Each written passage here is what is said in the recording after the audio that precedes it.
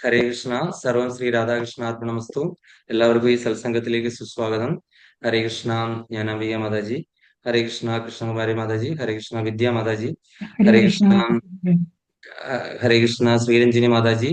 ഹരേ കൃഷ്ണ സുജന മാതാജി. ഹരേ കൃഷ്ണ പത്മ മാതാജി. ഹരേ കൃഷ്ണ ശാന്തകുമാരി മാതാജി. ഹരേ കൃഷ്ണ രതിദേവി മാതാജി. പിന്നെ ഒരാളുണ്ടായിരുന്നു, അത് ഹരേ എക്സിറ്റ് കൃഷ്ണ. ആയി തോന്നുന്നു. ആരായിരുന്നു? ഒരാളുണ്ടായിരുന്നു, എക്സിറ്റ് ആയി എന്ന് തോന്നുന്നു. അപ്പൊ എല്ലാവർക്കും ഒരിക്കൽ കൂടെ സ്വാഗതം. കാര്യം ഭക്തി ഹരേ കൃഷ്ണ. ആരാണത്? ഉ- ഉത്തമ ഭക്തിയാണോ? ഹരേ കൃഷ്ണ ഉത്തം പ്രഭു, പ്രണാം പ്രഭു. ഉത്തമ ഭക്തി രോഹിണി അതെ ദേവിദാസ് അതെ എന്ന് അതെ. പറയുന്നത്. ഹരേ കൃഷ്ണ. സ്വാഗതം മാതാജി. എല്ലാവർക്കും ഒരിക്കൽ കൂടെ ഉത്തമ ഭക്തി. ആ, എല്ലാവർക്കും ഒരിക്കൽ കൂടെ സ്വാഗതം. ആ, കാര്യം ഇവിടെ പണികളൊക്കെ നടന്നുകൊണ്ടിരിക്കുക. നിങ്ങൾ ശബ്ദമൊക്കെ കേൾക്കുന്നുണ്ടായിരിക്കും അല്ലെ? ആ, എന്താ പറയുന്നത്? അപ്പൊ അങ്ങനെ ഞാനും നല്ല തിരക്കാണ്. ഞാൻ വിചാരിച്ചു ക്ലാസ് ഇന്ന് പോസ്റ്റ്പോൺ ചെയ്തേക്കാന്ന് വിചാരിച്ചു. പക്ഷെ രണ്ടു മൂന്ന് ക്ലാസ് പോസ്റ്റ്പോൺ ചെയ്ത് എനിക്ക് മനസ്സിലായി എനിക്ക് തന്നെ മായ പിടിച്ചു. അപ്പൊ നിങ്ങളുടെ കാര്യം എനിക്ക് ഊഹിക്കാമല്ലോ. അപ്പൊ അത് കാരണം ഞാൻ വിചാരിച്ചു അത് കഴിഞ്ഞിട്ട് പിന്നെ ഇപ്പൊ തന്നെ ആരും ഇല്ല.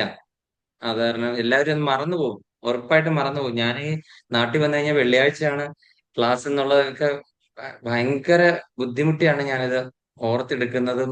എങ്ങനെയോ ഞാനൊരു 5 മണി കഴിഞ്ഞപ്പോഴത്തേക്കിനുമാണ് ഞാൻ ഇതിന്റെ ലിങ്ക് ഇടുന്നത്.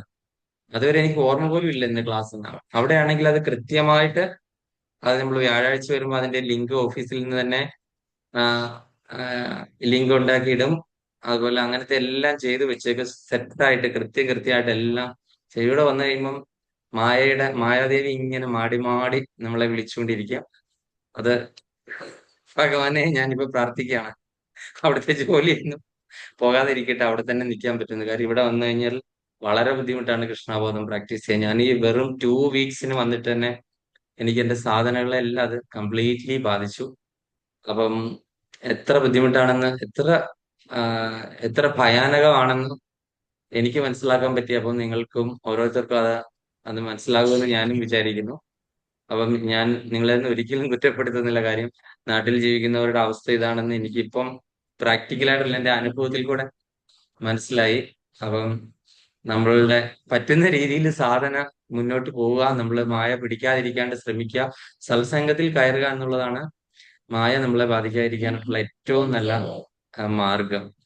അപ്പൊ അത് അപ്പൊ അത് മാത്രമേ ഉള്ളൂ നമുക്ക്. ഉം, എന്താണ് പറയുന്നത്, ഈ കലിയുഗത്തില് സ്വല്പം അല്പസ്യ ധർമ്മസ്യ ത്രായതോ മഹതോ ഭയാൻ എന്നാണ് ഭഗവാൻ ഭഗവത്ഗീതയിൽ പറഞ്ഞിട്ടുള്ളത്. അപ്പൊ നമ്മൾ സ്വല്പം അല്പമെങ്കിലും അഭ്യസിച്ച് നമ്മൾ ആ മഹാവിപത്ത് നമ്മൾ മുൻകൂട്ടി നമ്മൾ മുമ്പേ കാണുന്നുണ്ടല്ലോ, നമുക്കറിയാം ആ മഹാവിപത്ത് എന്താണ്.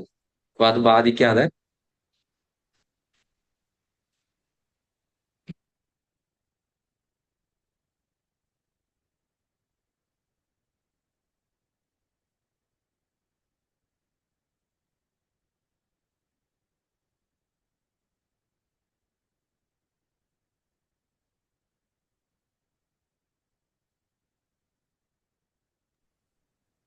അപ്പോൾ മായ വീണ്ടും ഹരേ കൃഷ്ണ. അപ്പോൾ അങ്ങനെ നമ്മള് ഗുരുവായൂർ കഴിഞ്ഞ ദിവസം ഒരു സംഗമമൊക്കെ നടത്തിയിരുന്നു. നിങ്ങളൊക്കെ അറിഞ്ഞിരുന്നു. ഞാൻ എല്ലാരെയും ഇൻവൈറ്റ് ചെയ്തിരുന്നു. പക്ഷെ അതിൽ വളരെ കുറച്ച് മാതാജിമാരെ പങ്കെടുത്തിട്ടുള്ളൂ എന്നും നമുക്ക് മനസ്സിലാക്കാൻ സാധിച്ചു. ബാക്കിയുള്ളവരുടെയൊക്കെ സാഹചര്യങ്ങള് അതിനെ അനുവദിക്കുന്നതല്ല എന്നും മനസ്സിലാക്കാൻ സാധിച്ചു. അപ്പൊ അതുകൊണ്ട് എന്താണ്, പങ്കെടുക്കാത്തവർക്കും എല്ലാവർക്കും എന്താണ് പറയുന്നത്, ഭഗവാന്റെ കൃപ ഉണ്ടാകട്ടെ എന്ന് ഞാൻ ഈ അവസരത്തിൽ പ്രാർത്ഥിക്കുന്നു. കാര്യം നമുക്ക് ഒരാളെയും എന്തുകൊണ്ട് വന്നില്ല എന്ന് പറഞ്ഞ് അങ്ങനെ പറയാൻ പറ്റില്ല. കാര്യം ഓരോരുത്തരുടെ അവസ്ഥകളും സാഹചര്യങ്ങളും അങ്ങനെയാണെന്നുള്ള എനിക്ക് വ്യക്തമായിട്ട് അറിയാം. അതുപോലെ തന്നെ ഞാനും അങ്ങനത്തെ ഒരു സമയം ഉണ്ടാക്കിയെടുക്കാനായിട്ട് ഞാൻ വളരെയധികം കഷ്ടപ്പെട്ടിട്ടാണ് അങ്ങനെ 3 ദിവസം ഉണ്ടാക്കിയെടുത്തത്. എന്നിട്ട് തന്നെ എനിക്ക് എത്ര സമയം ഭഗവാന്റെ കൂടെ ഇരിക്കാൻ പറ്റി എന്നും ഉള്ളത് വളരെ വിചിന്തനീയമാണ്. അപ്പൊ നമ്മൾ അവിടെ ഇരുന്ന സമയത്ത് നമ്മൾ ദാമോദരാരാധിക ഗുരുവായൂരപ്പന്റെ അടുക്കൽ ഇരുന്ന് ചെയ്തു. അതൊരു വലിയ ഭാഗ്യമായിട്ട് തോന്നി. ആ, പിന്നെ നമ്മൾ അവിടെ ഇരുന്ന് ശ്രീ വെങ്കടേശ്വര സുപ്രഭാതം, അതുപോലെ തന്നെ പിന്നെ വേറെന്താണ്, നമ്മൾ വിഷ്ണു സഹസ്രനാമം അവിടെ ഇരുന്ന് ജപിച്ചു. അപ്പൊ അങ്ങനെ കുറെ കാര്യങ്ങൾ നാമമൊക്കെ ജപിച്ചു ഭഗവാന്റെ അടുക്കിലിരുന്ന്. അപ്പൊ അതൊക്കെ തന്നെ വലിയ മഹാഭാഗ്യമായിട്ട് കണക്കാക്കുന്നു. പിന്നെ എനിക്ക് ഒരു കാര്യം പറയേണ്ടത്, അന്ന് എനിക്ക് നാട്ടില് ആദ്യമായിട്ടാണ് ഞാൻ തുളസി സാളിഗ്രാമ വിവാഹം കൂടുന്നത്. അപ്പൊ ഇന്ന് നമ്മള് തുളസി മാഹാത്മ്യം എടുക്കാമെന്നാണ് ഞാൻ വിചാരിച്ചിരിക്കുന്നത്. അപ്പൊ ആ തുളസി മാഹാത്മ്യത്തില് നമ്മൾ മനസ്സിലാക്കേണ്ട കുറെ കാര്യം, നമ്മൾ ഓരോ പ്രാവശ്യം തുളസി മാഹാത്മ്യം നമ്മൾ എടുക്കുന്നതാണ്. അപ്പൊ ശരത് പൂർണിമ അല്ലെങ്കിൽ രാസ പൂർണിമ അങ്ങനെ നല്ല പൂർണ്ണേന്ദ്രനെ കണ്ടിട്ടാണ് നമ്മൾ ഈ തുളസി മഹാരാജ വ്രതം നമ്മള് പാരണ വീട്ടിൽ അല്ലെ. അപ്പൊ അങ്ങനെ ഞാൻ സൗത്ത് വൃന്ദാവനിലല്ല, മറ്റേ ഇവിടുത്തെ എന്റെ പേര് ഇസ്കോൺ ഗുരുവായൂരില് ഞാൻ തുളസി കല്യാണം ആദ്യമായിട്ട് നാട്ടിൽ കൂടി. അപ്പൊ അതും ഭഗവാനും അത് അറേഞ്ച് ചെയ്ത എല്ലാവർക്കും ഒക്കെ ഒരുപാട് പ്രണാമങ്ങൾ. കാര്യം അങ്ങനെ ഒരു അവസരം ഉണ്ടാകുക എന്ന് പറഞ്ഞു കഴിഞ്ഞാൽ അത് എന്താണ്, നമ്മളെ പരമഭാഗ്യമാണ്. ജന്മജന്മാന്തരങ്ങളുള്ള ഒരു ഭാഗ്യമായിട്ടാണ് അങ്ങനെ ഒരു അതിൽ നേരിട്ട് കൂടാനായിട്ട് പറ്റിയത്. കാര്യം ഞാൻ അവിടെ ആണെങ്കിലും ഉണ്ട്, ചെറിയ രീതിയിലൊക്കെ നടത്തും, ഫ്ലാറ്റിലൊക്കെ അല്ലേ. ഇത് വളരെ ഗംഭീരമായിട്ട് തുളസി കല്യാണമൊക്കെ നടത്തി. അപ്പൊ അങ്ങനെ അത് ആസ്വദിച്ചു. രാത്രി 10 മണിയൊക്കെ ആയി വീട്ടിലെത്തിയപ്പോൾ. അങ്ങനെ അതിന് പിറ്റേ ദിവസം രാവിലെ ഇങ്ങ് പോന്നു. അതായത് ഇന്നലെ രാവിലെ അവിടെ നിന്ന് പോന്നു, ഉച്ചയായപ്പോഴത്തേനും ഇവിടെ എത്തി. അങ്ങനെ ആണ് കാര്യങ്ങള്. ഇനിയിപ്പോ നാളെ തിരിച്ചങ്ങോട്ടേക്ക് രാവിലെ ഇറങ്ങണം. സാധനങ്ങളൊന്നും പാക്ക് ചെയ്തില്ല. ഇവിടെ പണിക്കാരാണ്, മെയിൻ്റനൻസ് ആണ് മുഴുവൻ. വീട് മുഴുവൻ നശിച്ച നാറാണകളിൽ ഇട്ടിരിക്കുകയാണ്. മുഴുവൻ മെയിൻ്റനൻസ് ആണ്. മെയിൻ്റനൻസിന് തുക മുടക്കി മുടക്കി മുടക്കി നമ്മൾ മുടിഞ്ഞുകൊണ്ടിരിക്കുകയാണ്. വീടിങ്ങനെ ഇട്ട് കഴിഞ്ഞ് മറാല കിട്ടി അതിങ്ങനെ പോകും. അത് എത്രമാത്രം പോകുന്നതെന്ന് അറിയില്ല. 2 ടോയ്ലറ്റ് മുഴുവൻ ഈ പൊളിക്കണം. വാട്ടർ ലീക്കേജ് ആണ്, വെള്ളം ലീക്കാണ്. അപ്പൊ ഇന്ന് അതിന് പോയി ടൈലൊക്കെ എടുത്തിട്ട് വന്നിരിക്കുകയാണ്. ഒരു മിനിറ്റ് ഇന്ന് എനിക്ക് വെറുതെ ഇരിക്കാൻ കിട്ടിയില്ല. ഇപ്പൊ നിങ്ങളുടെ മുമ്പിൽ ഇരിക്കുന്നതാണ്. നാമജപവും നടന്നില്ല. ഉച്ചയ്ക്കാ കുളിച്ചത്. എന്നാലോചിക്ക്, രാവിലെ എണീറ്റപ്പോ മുതലുള്ള ഓട്ടമാണ്. കൈയും കാലും ഒക്കെ തളർന്ന്. അതുപോലെ ഇന്ന് കല്യാണം കഴിഞ്ഞ അവരുടെ വിരുന്നും ഉണ്ടായിരുന്നു ഉച്ചയ്ക്ക്. ഇതെല്ലാം കൂടി ഇങ്ങനെ നടന്നു എന്ന് എനിക്ക് അറിയത്തില്ല, ഭഗവാൻ മാത്രമേ അറിയുള്ളൂ. ആ. അപ്പൊ അങ്ങനെ നമുക്ക് ഇതെന്താണ് നോക്കാം. തുളസി നമ്മളിപ്പം രാസലീല അതൊക്കെ നടന്നു. പിന്നെ ഭീഷ്മ പഞ്ചകം എന്ന് പറയുന്ന ഒരു സംഭവം നമ്മൾ കണ്ടു അല്ലെ. ഇപ്പൊ ഭീഷ്മ പഞ്ചകം ആചരിച്ചവര് എത്ര പേരുണ്ട്? ഉണ്ടോ? ആരെങ്കിലും ആചരിച്ചോ? സംശയമാണ്. എനിക്ക് തോന്നുന്നു ഈ മാതാജി ഇവിടെ ഇവിടെ ഒരു മാതാജി ഉണ്ടായിരുന്നല്ലോ, സാംസങ് എന്ന് പറഞ്ഞിരുന്നെ. ആ, ഉത്തമ ഭക്തി. ഉത്തമ ഭക്തി മാതാജി എന്നോടൊപ്പം തന്നെ ആ വ്രതം എടുത്തിരുന്നു. അപ്പൊ ആ മാതാജിയുടെ കൂടെ വന്ന അതിൽ ഒരു മാതാജിക്കും ഉണ്ടായിരുന്നു ഈ വ്രതം. വളരെ അതിശയം തോന്നി അവർ ഭീഷ്മപഞ്ചകം എടുക്കുന്ന കണ്ടിട്ട്. ഇവര് പറയുന്ന ഈ വർഷം മുഴുവൻ ഭക്ഷണം കഴിക്കുന്നതല്ലേ, അപ്പം ഒന്ന് അതും എനിക്ക് വളരെ ഇഷ്ടപ്പെട്ടു. അവരാ പറഞ്ഞത്, നമ്മൾ എല്ലാ ദിവസവും ഇതെല്ലാം വലിച്ചു കയറ്റുന്നില്ല. അപ്പം ഒരു 3-4 ദിവസം ഈ ചെറിയ ഫ്രൂട്ട്സും വെള്ളമൊക്കെ കുടിച്ചിട്ട് ജീവിക്കാൻ എന്താ കുഴപ്പം, ചത്തുപോകുന്നില്ലല്ലോ എന്ന് പറഞ്ഞിട്ട് എന്നോട് ഇങ്ങനെ ഒരു വാക്ക് പറഞ്ഞു. അപ്പൊ എനിക്കത് വളരെ സന്തോഷം തോന്നി. അപ്പം എന്താണ് ഇപ്പൊ ഭീഷ്മ പഞ്ചകവും ഇന്നലെ മിനിങ്ങാന്നാണ് നമ്മൾ ഇത് രണ്ടും ആചരിച്ചത്. ഭീഷ്മ പഞ്ചകം. അപ്പൊ ഭീഷ്മദേവർ ആരായിരുന്നു ഭീഷ്മദേവര്? നമ്മൾ എല്ലാ പ്രാവശ്യവും പറയുന്നതാണ്. ഞാൻ അംബിക മാതാജി. ഭീഷ്മദേവര് ധൃതരാഷ്ട്ര അല്ലെ ഇവരുടെ സഹോദരന് വ്യാസഭഗവാന്റെ പുത്രന്. അല്ല അല്ല മാതാജി. അല്ല അല്ല അല്ല അല്ല, എവിടെയോ പോയി. വ്യാസഭഗവാന്റെ അല്ല, പിന്നെ ശന്തനു മഹാരാജാവിന്റെ. അതെ, ഗംഗാദേവിയുടെ ശന്തനു മഹാരാജാവിന്റെ പുത്രൻ. സന്തന മഹാരാജാവിന്റെ പുത്രനാണ്. ഞാൻ എല്ലാ പ്രാവശ്യവും ഈ സമയത്ത് പറയാനുണ്ടെങ്കിൽ നമ്മൾ എല്ലാതും മറന്നു പോകും അല്ലെ. അപ്പൊ നമുക്ക് മനസ്സിലാക്കേണ്ട ഒരു കാര്യം, ഭീഷ്മദേവര് ആരായിരുന്നു എന്ന്. അദ്ദേഹത്തിന്റെ പൂർവ്വജന്മം എന്ന് പറയുന്നത് അദ്ദേഹം ദ്യൗ എന്ന് പറയുന്ന അഷ്ടവസുക്കളിൽപ്പെട്ട ഒരാളായിരുന്നു. അല്ലെങ്കിൽ പ്രഭാസ് എന്നും പറയാറുണ്ട്. ദ്യൗ അല്ലെങ്കിൽ പ്രഭാസ്. ഇത് ആയിരുന്നു അദ്ദേഹത്തിന് പൂർവ്വജന്മം. അഷ്ടവസ്തുക്കൾ ആരാണ് അഷ്ടവസ്തുക്കള്?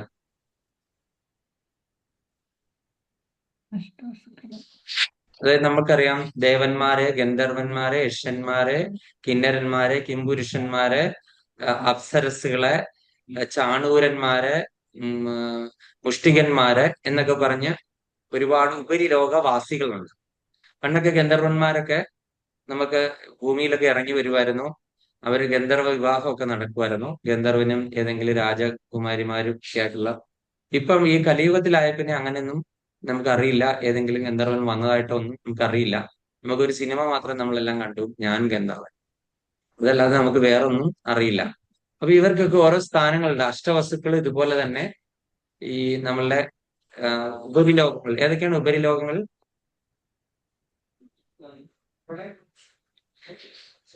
ഈരേഴ് 14 ലോകങ്ങളിലെ മധ്യലോകവും 6 ലോകങ്ങൾ ഉപരിലോകമുണ്ട്, 7 ലോകങ്ങൾ അധമ ലോകങ്ങളും ഉണ്ട്. അതിലെ ജനലോകം, ഭൂർലോകം, ഭൂവർലോകം, ജനലോകം, തപർലോകം, മഹർലോകം, സത്യലോകം എന്ന് പറഞ്ഞിട്ട് ഉണ്ട്. ഭൂർലോകം, ഭൂവർലോകം, സ്വർലോകം, മഹർലോകം, ജനലോകം, തപലോകം, സത്യലോകം, അങ്ങനെ സത്യലോകം. പറഞ്ഞിട്ടുള്ള 7 ഉപരിലോകങ്ങള്. അതുപോലെ തന്നെ അല്ല അതുപോലെ തന്നെ ഭൂർലോകമാണ് നമ്മൾ താമസിക്കുന്ന ഭൂമി. അതിന് ഭൂമി. മുകളിലുള്ളത് ഭൂർലോകം, രാക്ഷസന്മാർ.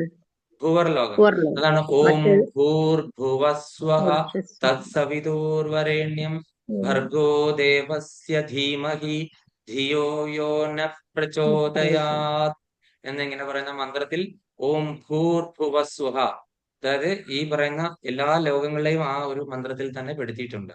അത് താഴെയുള്ള ലോകം നിങ്ങൾ ഏതൊക്കെയാണ്? അതലം, വിതലം, സുതലം, അതലം, വിതല, സുതലം, തലാതലം, തലാതലം, മഹാതലം, മഹാതലം, രസാതലം, പാതാളം. രസോതലം, പാതാളം. രസാതലം, പാതാളം, അങ്ങനെ പാതാളം. 7 അധമ ലോകങ്ങളും ഉണ്ട്. അപ്പൊ ഈ പറയുന്ന ഈ പറയുന്ന 14 ലോകങ്ങൾ, അങ്ങനെ ഉള്ള ഈ ലോകത്തില് ഉപരിലോകങ്ങളിൽ വസിക്കുന്നവരാണ് ഈ പറയുന്ന അഷ്ടവസ്തുക്കൾ. ഈ അഷ്ടവസ്തുക്കളില് അവരെല്ലാരും ഒരു ദിവസം ഇങ്ങനെ ആകാശമാർഗം ഇങ്ങനെ സഞ്ചരിച്ചുകൊണ്ടിരിക്കുമ്പോൾ നമ്മളെ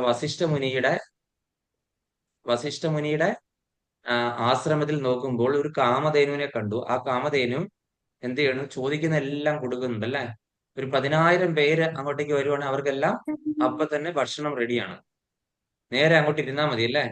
എല്ലാവിധ ചപ്പൻ ഭോഗം നമുക്ക് അവിടെ കിട്ടും അല്ലെ. അതുപോലെ തന്നെ പാല് ചോദിക്കുവാണെങ്കിൽ അവിടെ വരുന്ന എത്ര പേര് വന്നാലും, ലക്ഷക്കണക്കിന് ആൾക്കാർ വന്നാലും അവർക്കെല്ലാം പാല്, അങ്ങനെ എല്ലാം തരുന്ന, എന്ത് ചോദിച്ചു കഴിഞ്ഞാലും തരുന്ന ആഗ്രഹപൂർത്തിയായിരുന്ന കാമധേനുവിനെ കണ്ടു. അപ്പൊ ഈ കാമധേനുവിനെ ഇവരുടെയൊക്കെ ഭാര്യമാരും കൂടെ ഉണ്ടായിരുന്നു. അപ്പൊ അതിലെ ഈ പ്രഭാസ് എന്ന് പറയുന്ന, അല്ലെങ്കിൽ ദ്യോ എന്ന് പറയുന്ന അഷ്ടവസ്തുവിലെ 8ാമത്തെ ആള് ഭാര്യയുടെ പ്രേരണ മുഖാന്തരം അവരതിനെ മോഷ്ടിക്കാനായിട്ട് ശ്രമിച്ചു, ഈ പറയുന്ന കാമധേനുവിനെ.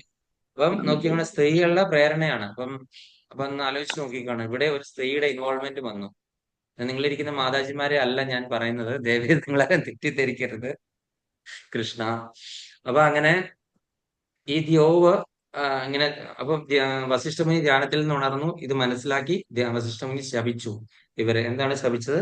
നിങ്ങൾ എല്ലാവരും മർത്യലോകത്തില് എന്താണ് മനുഷ്യരായി പിറക്കാനായിട്ട് ഇടയാകും എന്ന് പറഞ്ഞ് ശപിച്ചു. അതുപോലെ ഇതിന് കൂട്ടുനിന്ന 8ാമത്തെ വസുവായ പ്രഭാസിന് എന്താണ് മനുഷ്യ ജീവിതം നരകിച്ച് അവസാനിപ്പിക്കേണ്ടി വരും. നരകിച്ച് മനുഷ്യ ജീവിതം അവസാനിപ്പിക്കേണ്ടി വരും. അതുപോലെ ഏതെല്ലാം യാതനകളും ത്യാഗങ്ങളും സഹിക്കേണ്ടി വരുന്നതിന് കൈയും കണക്കുമില്ല. കാര്യം അവനാണല്ലോ ഗൂഢാലോചന നടത്തിയത്. അതുപോലെ തന്നെ ഒരു സ്ത്രീ കാരണമാണ് അവൻ ഇതിന് പ്രേരിച്ചത്. അതുകൊണ്ട് ഒരു സ്ത്രീ സംഗമം എന്ന് പറയുന്ന ഒരു സംഭവം അവൻ ഉണ്ടാകുകയില്ല. ഒരു സ്ത്രീ സംഗമം ഇവന് ഉണ്ടാകുകയില്ല എന്നും പറഞ്ഞു. അതുപോലെ തന്നെ വളരെയധികം പ്രശസ്തി ആർജിച്ച വളരെ ശക്തിമാനായിട്ടുള്ള ഒരു വ്യക്തിയായിട്ടായിരിക്കും ശാപമോക്ഷം കൊടുക്കുന്ന. മറ്റുള്ള വസ്തുക്കൾക്ക് ശാപമോക്ഷം കൊടുത്തു. നിങ്ങൾ മർത്യലോകത്തിൽ പിറക്കുന്ന നിമിഷം തന്നെ നിങ്ങൾ തിരിച്ച് നിങ്ങൾക്ക് ഇങ്ങോട്ടേക്ക് വരാനായിട്ട് പറ്റും. ജസ്റ്റ് ഒരു ശിശുവായിട്ട് പിറന്നാൽ മതി, ഉടനെ തന്നെ തിരിച്ചു ശാപമോക്ഷം. ഇദ്ദേഹത്തിന് ശാപമോക്ഷം കൊടുത്തത് എന്താണ്? നേരിട്ട് ഭഗവാനെ കണ്ടുകൊണ്ട് എന്താണ് ജീവൻ വെടിയാനായിട്ട് സാധിക്കും എന്നുള്ള ശാപമോക്ഷവുമാണ് കൊടുത്തത്. അപ്പം മർത്യലോകത്തിൽ നിന്ന് ഈ യാതനകൾ മുഴുവനും സഹിക്കുകയും വേണം.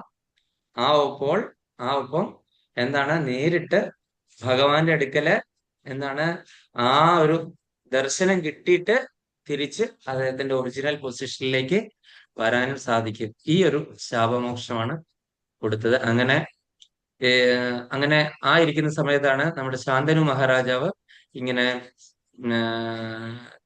ഇങ്ങനെ ഗംഗാതീരത്തൂടെ നടന്ന സമയത്ത് അതിസുന്ദരിയായ ഒരു യുവതിയെ കണ്ടു. ആ യുവതിയോട് ചോദിച്ചു, താങ്കൾ ആരാണ്, എന്തിനിവിടെ വന്നു എന്ന് ചോദിച്ചപ്പോൾ ഞാൻ പറഞ്ഞു, ഞാൻ ഗംഗാദേവിയാണ് എന്ന് പറഞ്ഞപ്പോൾ, എനിക്ക് താങ്കളെ വിവാഹം കഴിക്കാനായിട്ട് ആഗ്രഹമുണ്ടെന്ന് പറഞ്ഞപ്പോൾ ഗംഗാദേവി ഒരു ഡിമാൻഡ് വെച്ചു. ഗംഗാദേവി പറഞ്ഞു, എന്റെ ഇച്ഛയ്ക്ക് എതിരായിട്ട് നിങ്ങൾ എന്ത് പറഞ്ഞോ ആ സമയത്ത് ഞാൻ നിങ്ങളെ ഉപേക്ഷിച്ചിട്ട് പോകുന്നതായിരിക്കും. ഇത് സമ്മതമാണെങ്കിൽ മാത്രം വിവാഹം കഴിക്കാമെന്ന് പറഞ്ഞു. അപ്പൊ ശാന്തനു മഹാരാജ ആ എഗ്രിമെന്റ് സൈൻ ചെയ്തു. അങ്ങനെ രണ്ടുപേരും വിവാഹമൊക്കെ കഴിച്ചു. വിവാഹമൊക്കെ കഴിച്ചിട്ട് ഒന്നാമത്തെ കുട്ടി ഉണ്ടായ സമയത്ത് എന്ത് ചെയ്തു? ഗംഗാദേവി നേരെ അതിനെ എടുത്തുകൊണ്ട് ഗംഗാ നദിയിൽ കൊണ്ടു താഴ്ത്തി. അപ്പം ഒന്നും മിണ്ടാൻ പറ്റിയില്ല ശന്തനു മഹാരാജ്. രണ്ടാമത്തെ ഉണ്ടായപ്പോഴും അങ്ങനെ തന്നെ. അങ്ങനെ 7 പേരെയും കൊണ്ട് ഗംഗാദേവി ഈ ഗംഗാ നദിയിൽ താഴ്ത്തി കഴിഞ്ഞപ്പോൾ അവരെന്തായിരുന്നു, ആ 7 പേരും മോക്ഷം കിട്ടി പോയി. അപ്പൊ 8ാമത്തെ ആള് ഉണ്ടായി കഴിഞ്ഞ സമയത്ത് എന്ത് ചെയ്തു? Shantanu Maharaj, excuse me, stop please എന്ന് പറഞ്ഞു. അപ്പൊ അങ്ങനെ പറഞ്ഞപ്പോ ഗംഗാദേവി എന്ത് ചെയ്തു? ഓക്കെ, ഈ കുട്ടിയെ താങ്കൾ പിടിച്ചോ, ഞാൻ ഇതാ നിങ്ങളെ ഉപേക്ഷിച്ചു പോകുന്നു എന്ന് പറഞ്ഞു. ശാന്തനു മഹാരാജന് അധികം വിഷമം തോന്നി, എന്നാലും ഒരു കുട്ടിയെ കിട്ടിയല്ലോ. അപ്പൊ പറഞ്ഞു, ഈ കുട്ടിയെ ഞാൻ അമ്മയില്ലാതെ എങ്ങനെ വളർത്തുന്നേ? അപ്പൊ അങ്ങനെ ഈ കുട്ടിയുടെ വിദ്യാഭ്യാസം ഒക്കെ ചെയ്യണ്ടേ? അമ്മയില്ലാതെ ഒരു കുട്ടിയെ വളർത്തുക എന്ന് പറഞ്ഞു കഴിഞ്ഞാൽ വലിയ ബുദ്ധിമുട്ടാണ്, ഒരു ഒരു ചോരക്കുഞ്ഞിനെ വളർത്തുക എന്നുള്ളത്. അപ്പൊ ഗംഗാദേവി പറഞ്ഞു, ഒരു കാര്യം ഞാൻ നിങ്ങളെ അല്ലേ വിട്ടുപോയിട്ടുള്ളൂ, കൊച്ചിനെ ഞാൻ ഉപേക്ഷിക്കുന്നില്ല. ഞാൻ ഇതിനെ ദേവലോകത്ത് കൊണ്ടുപോയി ഞാൻ ഇതിന് വിദ്യ അഭ്യസിച്ചിട്ട് ഞാൻ നിങ്ങൾക്ക് മടക്കി തരാം എന്ന് പറഞ്ഞിട്ട് ദേവലോകത്ത് കൊണ്ടുപോവാണ് ഗംഗാദേവി. അങ്ങനെ 32 വർഷക്കാലം ആ ആ സ- ആ 32 വർഷക്കാലം എന്ത് ചെയ്തു? ദേവലോകത്താണ്. പരശുരാമനിൽ നിന്നാണ് ഈ പറയുന്ന വിദ്യകളെല്ലാം അഭ്യസിച്ചത്. മറ്റു പല ഗുരുക്കന്മാരും ഉണ്ടായിരുന്നു ദേവലോകത്ത്. അതുകൂടാതെ പരശുരാമനിൽ നിന്ന് വിശേഷപ്പെട്ട സൈനിക അഭ്യാസങ്ങളും ഒക്കെ തന്നെ ഭീഷ്മദേവര് കരസ്ഥമാക്കി. അദ്ദേഹത്തിന്റെ പേര് ദേവവ്രതൻ എന്നായിരുന്നു. അദ്ദേഹത്തിന്റെ പേര് ദേവവ്രതൻ എന്നായിരുന്നു. അങ്ങനെ ആ ദേവവ്രതനുമായിട്ട് ഗംഗാദേവി 32 വയസ്സിൽ കൊണ്ട് അച്ഛനെ ഏൽപ്പിക്കുന്നു. അച്ഛനെ ഏൽപ്പിച്ചു കഴിഞ്ഞപ്പോ അച്ഛൻ എന്താണ്, ഭാര്യയും ഇല്ല, മകനും ഇല്ല കൂടെ. അപ്പൊ ആ ഒരു വിരഹത്തില് ഇദ്ദേഹം ഇങ്ങനെ ഒരു ദിവസം തോണി കിടക്കാനായിട്ട് ഗംഗാ നദിക്ക് തോണി കിടക്കാൻ നോക്കിയപ്പോൾ ഒരു അതിസുന്ദരിയായിട്ടുള്ള യുവതിയാണ് അദ്ദേഹത്തിന് തോണി കിടത്തിയത്.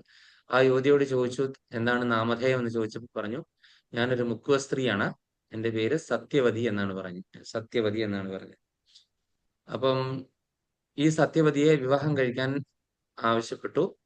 ആവശ്യപ്പെട്ടപ്പോൾ സത്യവതി പറഞ്ഞു, എനിക്ക് അച്ഛനോട് ചോദിക്കണം, ഞാനൊരു കന്യകയല്ലേ, അപ്പൊ അച്ഛനോട് ചോദിക്കാതെ എനിക്ക് എനിക്ക് കാര്യങ്ങളൊന്നും തീരുമാനം എടുക്കാൻ പറ്റുന്നില്ല എന്ന് പറഞ്ഞു.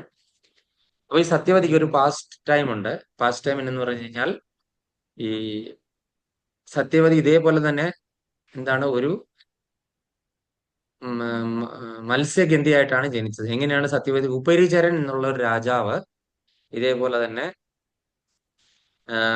വനവാസ കാലത്തായിരുന്നു, വാനപ്രസ്ഥം പോലെ ഒരു ഒരു യാത്രയിലായിരുന്നു. അപ്പൊ അദ്ദേഹത്തിന്റെ ആ സമയത്ത് അദ്ദേഹത്തിന് ഇതുപോലെ തന്നെ ഭാര്യയോടൊക്കെ അങ്ങനെ തോന്നലുണ്ടായി. അദ്ദേഹം അപ്പൊ ആ സമയത്ത് അദ്ദേഹത്തിന് എന്താണ് ഈ വിചാരം ഉണ്ടായി, അദ്ദേഹത്തിന് ബീജോത്പാദനം നടക്കിയ ആ സമയത്ത് അദ്ദേഹം എന്ത് ചെയ്തു? അതൊരു കുമ്പിളിൽ ഇങ്ങനെ കോരി എടുത്തു.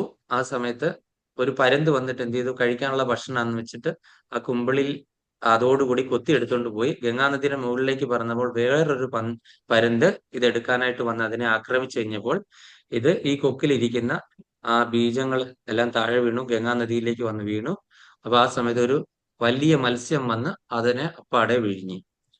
ആ മത്സ്യത്തിന്റെ വയറ്റില് ഒരു കുട്ടി ഉണ്ടായി. അങ്ങനെ ഒരു മുക്കുവൻ, ഈ ഈ പറയുന്ന മുക്കുവൻ, ഈ സത്യവതിയുടെ അച്ഛൻ ആയ മുക്കുവൻ അതിനെ എടുക്കുകയും മത്സ്യത്തിനെ അഭൂതപൂർവമായ വളർച്ച, വലിപ്പം കണ്ടു, വയറൊക്കെ വീർത്തിരിക്കുന്ന കണ്ടപ്പോ അതിനെ ഒന്ന് കീറി നോക്കിയപ്പോ അകത്തുനിന്ന് അതിസുന്ദരിയായിട്ടുള്ള ഒരു ഒരു പെൺകുഞ്ഞിനെയാണ് കിട്ടിയത്. അപ്പൊ അതിനെ മത്സ്യഗന്ധി എന്നായിരുന്നു പേര്. മത്സ്യഗന്ധി, അതായത് മത്സ്യത്തിന്റെ സ്മെല്ലായിരുന്നു. അപ്പൊ ഈ മത്സ്യഗന്ധിക്ക് അച്ഛന്റെ പരമ്പരാഗതമായ തൊഴില് ആണ് അവർ ചെയ്തു പോകുന്നത്. അവരിപ്പോ തോണി കടത്തുകാരാണ് അവരുടെ തൊഴിലും. അങ്ങനെ സ്ത്രീകളൊക്കെ മറ്റവരൊക്കെ മത്സ്യബന്ധനത്തിന് പോകും. അങ്ങനെ ഈ സത്യവതി ഒരു ദിവസം പരാശര മുനിക്ക് തോണി കടത്തി ഇങ്ങനെ പോകുന്ന പരാശര മുനിക്ക് മത്സ്യഗന്ധിയുടെ ഈ പറയുന്ന സൗന്ദര്യത്തിൽ ആകൃഷ്ടനായി. അപ്പൊ മത്സ്യഗന്ധിയോട് ആഗ്രഹം പറയുകയും ആ സമയത്ത് മത്സ്യഗന്ധി പറഞ്ഞു, ഞാനൊരു ആം, എന്താണ് പറയുന്നത്, ഒരു കന്യകയാണ്, ഇത് ചെയ്യുന്നതൊക്കെ ഇങ്ങനെ തെറ്റല്ലേ എന്നൊക്കെ ചോദിച്ചു കഴിഞ്ഞപ്പോൾ പറഞ്ഞു ഇതെല്ലാം ദൈവനിശ്ചയാണെന്ന് പറഞ്ഞു. അദ്ദേഹം ഒരു ദ്വീപ് തന്നെ ഉണ്ടാക്കി. അങ്ങനെ ആ ദ്വീപിൽ വെച്ചിട്ടാണ് ഇവരുടെ ഗാന്ധർവ വിവാഹം നടക്കുന്നതും. അവിടെ വെച്ചിട്ട് തന്നെ എന്ത് ചെയ്യുന്നു, ഒരു ഇദ്ദേഹം ഒരു പുകമറയൊക്കെ സൃഷ്ടിച്ചു. അങ്ങനെ അവിടെ വെച്ചിട്ടാണ് ആ ഒരു കുട്ടി ഉണ്ടാകുന്നത്. ആ കുട്ടിയുടെ പേര് ദ്വീപിൽ വെച്ച് ഉണ്ടായതുകൊണ്ട് ദ്വൈപായനൻ എന്നാണ് പേരിട്ടത്. ദ്വീപിൽ വെച്ചിട്ടുണ്ടായത്. അതുകൊണ്ട് കറുത്ത നിറമായതുകൊണ്ട് കൃഷ്ണ ദ്വൈപായന വ്യാസദേവൻ. വ്യാസദേവൻ എന്ന് പറഞ്ഞാൽ എന്താണ്? അറിവ് പറഞ്ഞു കൊടുക്കുന്ന ആരെയും നമുക്ക് വ്യാസൻ എന്ന് വിളിക്കാം, അല്ലെ? അങ്ങനെ കൃഷ്ണ ദ്വൈപായന വ്യാസദേവൻ അവിടെ വെച്ചിട്ടാണ് അവതരിച്ചത്. അപ്പൊ ദ്വീപിൽ വെച്ചിട്ടുണ്ടായതുകൊണ്ടാണ് ദ്വൈപായനൻ എന്നുള്ള പേരിൽ അറിയപ്പെട്ടത്. വളർന്ന ഉണ്ടായ ഉടനെ തന്നെ ഇദ്ദേഹം വളർന്ന് വലുതായി. എന്നിട്ട് അമ്മയോട് പറഞ്ഞു. അപ്പൊ അന്ന് മുതൽ സത്യവതി എന്നാണ് പേര്. മത്സ്യഗന്ധം മാറ്റി അനുഗ്രഹം കൊടുത്തു. നിന്റെ മത്സ്യഗന്ധം ഇന്നോടുകൂടി തീർന്നു. നീ ഈ പുത്രന് ജന്മം കൊടുത്തോടുകൂടി നിന്റെ മത്സ്യഗന്ധം ഒക്കെ മാറി. നീ എപ്പോഴും കന്യകയായിട്ട് തന്നെ തുടരും എന്നുള്ള അനുഗ്രഹം കൊടുത്തു. എന്നിട്ട് ആ കുട്ടി വളർന്ന് വലുതായി. അമ്മയുടെ അനുഗ്രഹം വെച്ചിട്ട് അമ്മയ്ക്ക് എപ്പോ ആഗ്രഹമുണ്ടോ, ഞാനിപ്പോ തപസ്സിന് പോവാണ്, എപ്പോ ആഗ്രഹം ഉണ്ടല്ലോ അമ്മ എന്നെ ഒന്ന് സ്മരിച്ചാൽ മതി, ഞാൻ അപ്പോ അമ്മയുടെ അടുക്കൽ എത്തുമെന്നുള്ള അനുഗ്രഹം കൊടുത്തു പോയി. അപ്പൊ ഇതേ സത്യവതിയോടാണ് ശന്തനു മഹാരാജാവ് പറയുന്നത്. അപ്പൊ ശന്തനു മഹാരാജാവ് ഇതിനോട് സത്യവതിയുടെ അച്ഛനെ കാണാനായിട്ട് അവർ മീറ്റിംഗ് അറേഞ്ച് ചെയ്തു. അങ്ങനെ അവിടെ ചെന്നപ്പോൾ അച്ഛൻ പറയുന്നു, താങ്കൾക്ക് ഒരു പുത്രനുണ്ടല്ലോ, ആ പുത്രനിലെ രാജ്യം, ഇപ്പൊ എന്റെ മകൾ അവിടെ മുഖ്യസ്ത്രീ അല്ലേ, അപ്പൊ അവിടെ ഒരു ദാസിയായിട്ട് ആജീവനാന്തം ജോലി ചെയ്യേണ്ടി വരും. അപ്പൊ നിങ്ങളൊക്കെ രാജാക്കന്മാരല്ലേ, കാര്യം കണ്ടു കഴിഞ്ഞു കഴിഞ്ഞാൽ കറിവേപ്പില പോലെ എടുത്തു കളയും. അതുകൊണ്ട് എന്റെ മകളെ അങ്ങനെ നിങ്ങൾക്ക് തരാനായിട്ട് എനിക്ക് താല്പര്യമില്ല എന്ന് പറയുമ്പോൾ ഇദ്ദേഹം ആകെ വിഷമാവസ്ഥയിൽ പോകുന്നു. അപ്പൊ ഭീഷ്മദേവൻ അപ്പൊ അങ്ങനെ ഈ ദേവവ്രതന് അച്ഛൻ എന്താണ് വിഷമിച്ചിരിക്കുന്നതെന്ന് മനസ്സിലാകാതെ ഇങ്ങനെ ഒരുപാട് ദിവസം കലഞ്ഞു തിരിഞ്ഞ് നടന്ന് എന്താണ് വിഷമെന്ന് ദേവവ്രതൻ തന്നെ കണ്ടെത്തുന്നു. അങ്ങനെ ഈ മുക്കുസ്ത്രീയുടെ അച്ഛന്റെ അടുക്കൽ വന്ന് ഈ സത്യവതി പറഞ്ഞു, ഞാന് നിത്യബ്രഹ്മചാരി ആയിരിക്കും എന്നേക്കും എന്ന് പറഞ്ഞ് ഒരു ശപഥം എടുക്കുന്നു. അതുപോലെ തന്നെ ഞാൻ ഹസ്തിനപുരത്തിന്റെ കാവൽക്കാരനായിരിക്കും എന്ന് പറഞ്ഞിട്ട് ഒരു വലിയ ശപഥം എടുക്കുന്നു. അപ്പൊ എന്ത് ചെയ്തു? ഇടി മുഴങ്ങി, പ്രപഞ്ചം മുഴുവനും ഇടുങ്ങി. ആ സമയത്ത് ഇദ്ദേഹത്തിന്റെ ഒരു നാമധേയം അശരീരി പോലെ വന്നു. ഭീഷ്മർ എന്നുള്ള പേരിൽ ഇത്രയും ഉഗ്രമായ ശപഥം എടുത്തുകൊണ്ട് നിന്റെ പേര് ഇനി തൊട്ട് ഭീഷ്മർ എന്ന പേരിൽ അറിയും. ഭീഷ്മ പ്രതിജ്ഞ എന്നാണ് ഞാൻ പറയുന്നത്. അതിവലിയ ഭീമമായ ഒരു പ്രതിജ്ഞ എടുത്തു. ഒരു സ്ത്രീ സംസർഗം ഇനി മുതല് ഉണ്ടാകില്ല. അപ്പൊ അച്ഛൻ അതിൽ പ്രസന്നനായി ഒരു വരദാനവും കൊടുത്തു. ആ വരദാനം എന്തായിരുന്നു?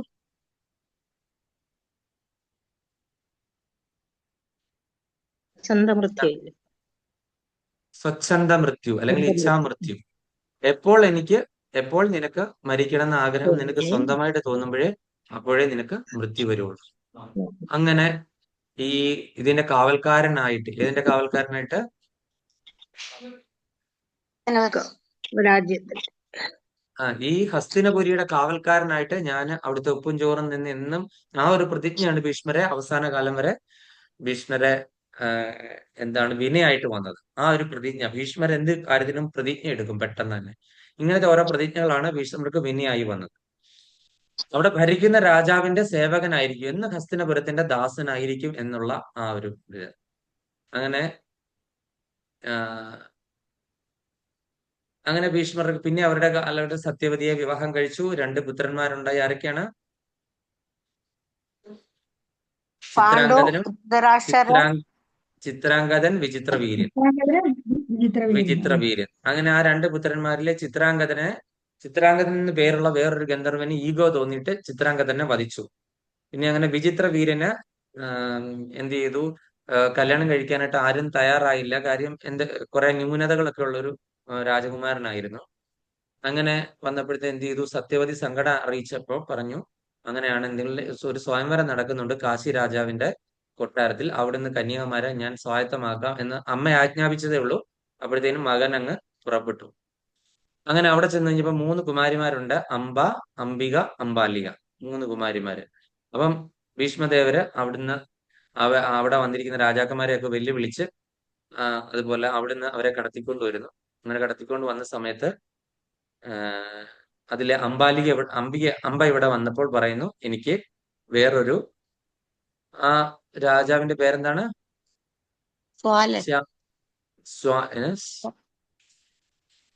സ്വാലനല്ലേ സ്വാൽ ആ സാലൻ സ്വാലൻ. സ്വാലൻ എന്നോ അങ്ങനെ കണ്ട ഒരു പേര് അദ്ദേഹത്തിന്റെ പേര്. അപ്പൊ അദ്ദേഹവുമായിട്ട് എനിക്ക് അനുരാഗത്തിലാണ്, അതുകൊണ്ട് എന്നെ തിരിച്ചയക്കണം എന്ന് പറയുന്നു.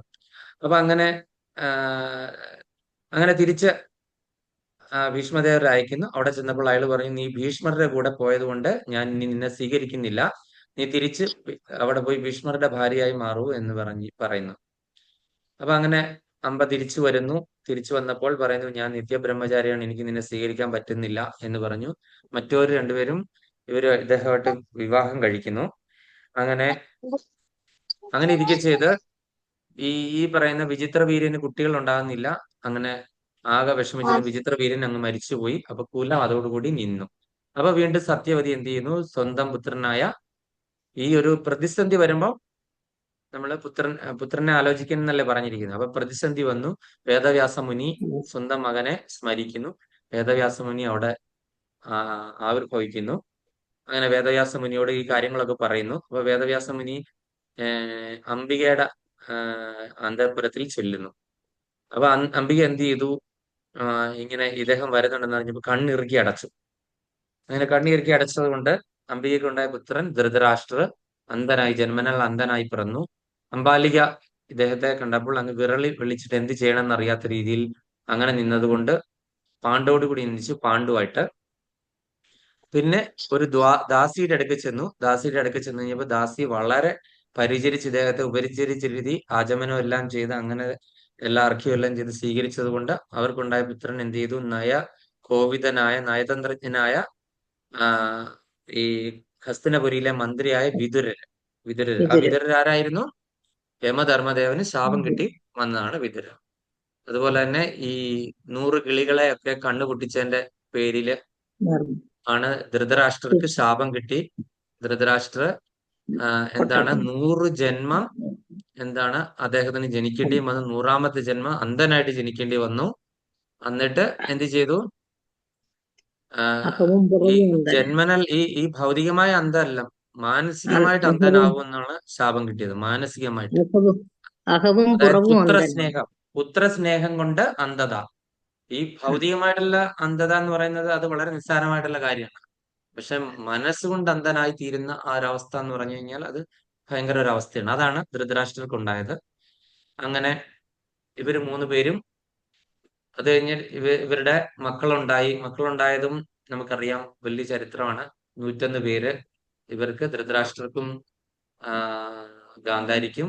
ഗാന്ധാരി കണ്ണ് കെട്ടിയ കാര്യമെല്ലാം നമുക്കറിയാം. പാണ്ഡവർ 5 പേര്, 5 മക്കളിൽ നിന്ന് കുന്തിദേവി 3 വരം 3 ദേവന്മാരിൽ നിന്ന് സ്വീകരിച്ചു.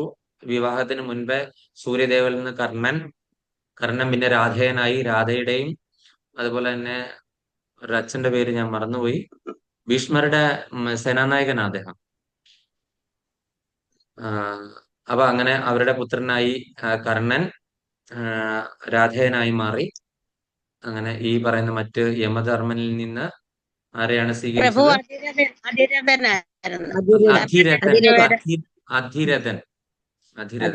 അധിരഥന്റെയും രാധയുടെയും മകനായിട്ടാണ്, വളർത്തുപുത്രനായിട്ടാണ് കർണൻ ജനിച്ചത്. പിന്നീട് എന്താണ് നമ്മൾ കാണുന്നത്, ഈ 5 ദേവതമാരിൽ നിന്ന് 3 ദേവതമാരിൽ നിന്ന് കുന്തി ദേവി മന്ത്രം ചൊല്ലിയിട്ട് ആരൊക്കെ ഉണ്ടായി? യമദേവനിൽ നിന്ന് യുധിഷ്ഠിരൻ, വായുദേവനിൽ നിന്ന് ഭീമൻ, ഇന്ദ്രദേവനിൽ നിന്ന് അർജുനൻ. പിന്നെ മറ്റ് 2 മന്ത്രം ബാക്കി ഉണ്ടായിരുന്നത് അശ്വിനി ദേവകൾക്ക് മാദ്രിക്ക് കൊടുത്തു. അങ്ങനെ നകുലനും സഹദേവനും. അപ്പൊ ഇതാണ് നമ്മൾ കണ്ടത് അല്ലെ. അത് കഴിഞ്ഞതിന് ശേഷം ഇവരെല്ലാരും പിന്നെ നമ്മൾ കാണുന്നു, പാണ്ഡു മരിക്കുന്നു. ശാപം, ഈ ഒരു മാൻ ഇണ ചേരുന്നതിന് എന്ന സമയത്ത് അവർക്ക് അമ്പ ചെയ്യുന്നു. അതൊരു മുനി വേഷം മാറിയായിരുന്നു, മുനി പത്നിയും കൂടെ. അപ്പൊ അങ്ങനെ ഈ പറയുന്ന പാണ്ഡു മാദ്രിയും കൂടെ തന്നെ ചിതയിൽ ചാടി മരിക്കുന്നു. മാദ്രി കാരണമാണ് ഇതിന് ഇടയായത്. അങ്ങനെ ഒരു വലിയ കഥയാണ്. പിന്നെ നമ്മള് ഈ ഇവരുടെ രാജ്യം നഷ്ടപ്പെടുന്നു, അരക്കിലെത്തിച്ച് കൊല്ലാൻ ശ്രമിക്കുന്നു, ഭീമനെ വിഷം കൊടുത്ത് കൊല്ലാൻ ശ്രമിക്കുന്നതും, ഗംഗാനദിയിൽ ഇടുന്നതും, ഭീമൻ മറ്റുള്ള വേറെ നാഗലോകത്തൊക്കെ ചെല്ലുന്നതും, ഈ വിഷം നാഗങ്ങൾ കൊത്തി വിഷം എടുക്കുന്നതും, അങ്ങനെ അവിടെ വെച്ച് ഭീമന് 1000 ആനയുടെ ശക്തി കിട്ടുന്നു അവിടുത്തെ നാഗങ്ങളുടെ വിഷം പാനം ചെയ്തിട്ട്.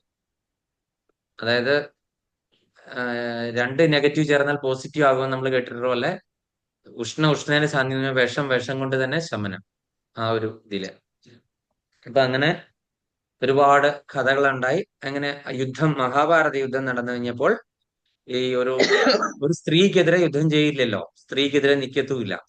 അങ്ങനെ ഈ അംബ തന്നെ പിന്നീട് വന്ന് എന്ത് ചെയ്തു, ദ്രുപദരുടെ പുത്രിയായിട്ട് ജനിച്ചു. ആര്?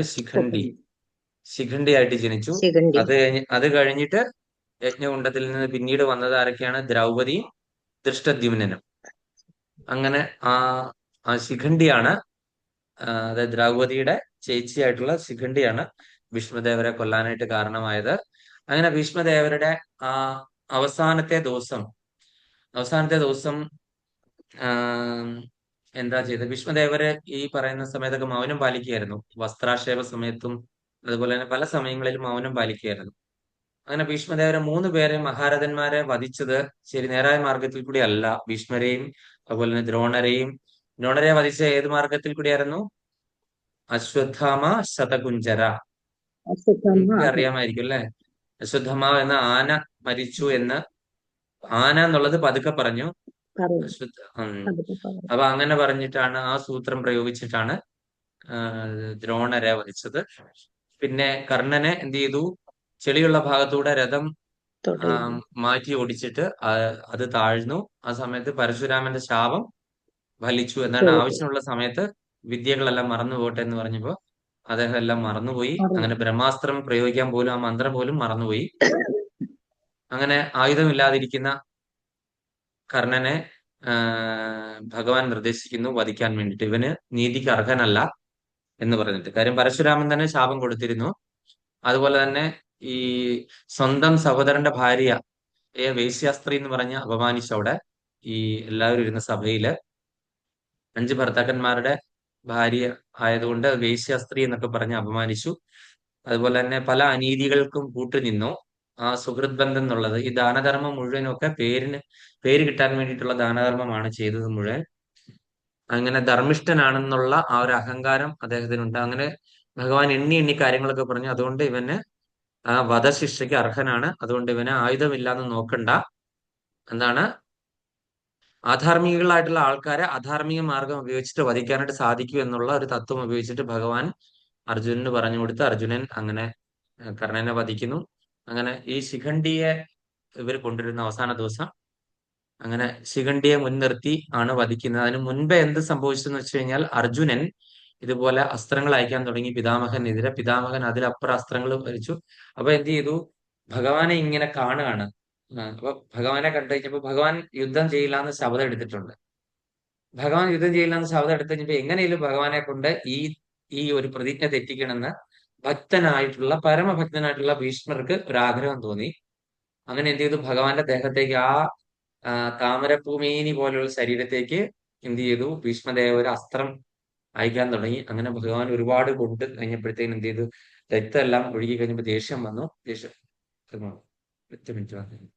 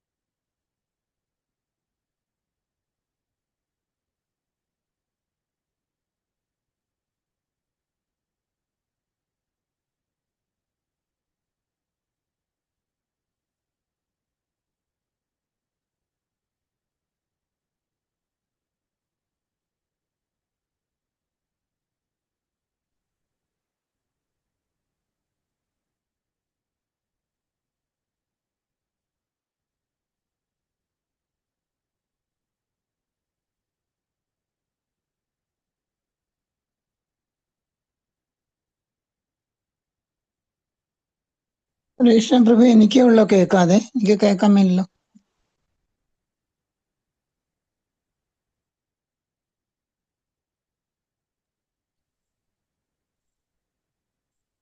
പ്രഭു എനിക്കും കേൾക്കാൻ പറ്റില്ലല്ലോ.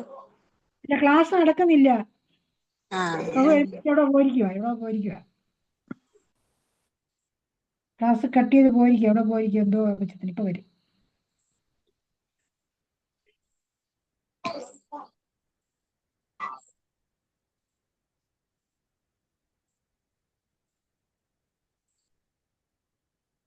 ഇട്ടുകൊണ്ടാണോ പോണേ? ഏ?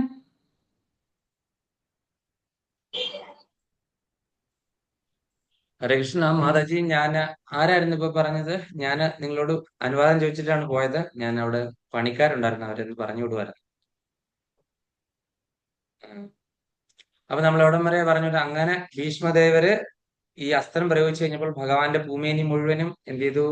രക്തപങ്കിലമായി. ഭഗവാൻ അപ്പൊ ദേഷ്യം വന്നു. ഭഗവാൻ എന്ത് ചെയ്തു? ഭഗവാന്റെ ആ ദേഷ്യമൊക്കെ അറിയാലോ നമുക്ക്. ഭഗവാൻ കുറച്ച് കള്ളത്തരമൊക്കെ കാണിക്കുന്ന ആളാണല്ലോ. പക്ഷെ ഭഗവാൻ ഭയങ്കര ദേഷ്യം ഉണ്ടായി. ഈ സന്ദർഭം ഉണ്ടാകണ്ടേ? അതിനിപ്പോ ദേഷ്യം വന്നു ഭഗവാൻ. അങ്ങനെ ഭഗവാന് ദേഷ്യം വരുന്ന ആളാണോ? അല്ല. ഭഗവാൻ എന്ത് ചെയ്തു?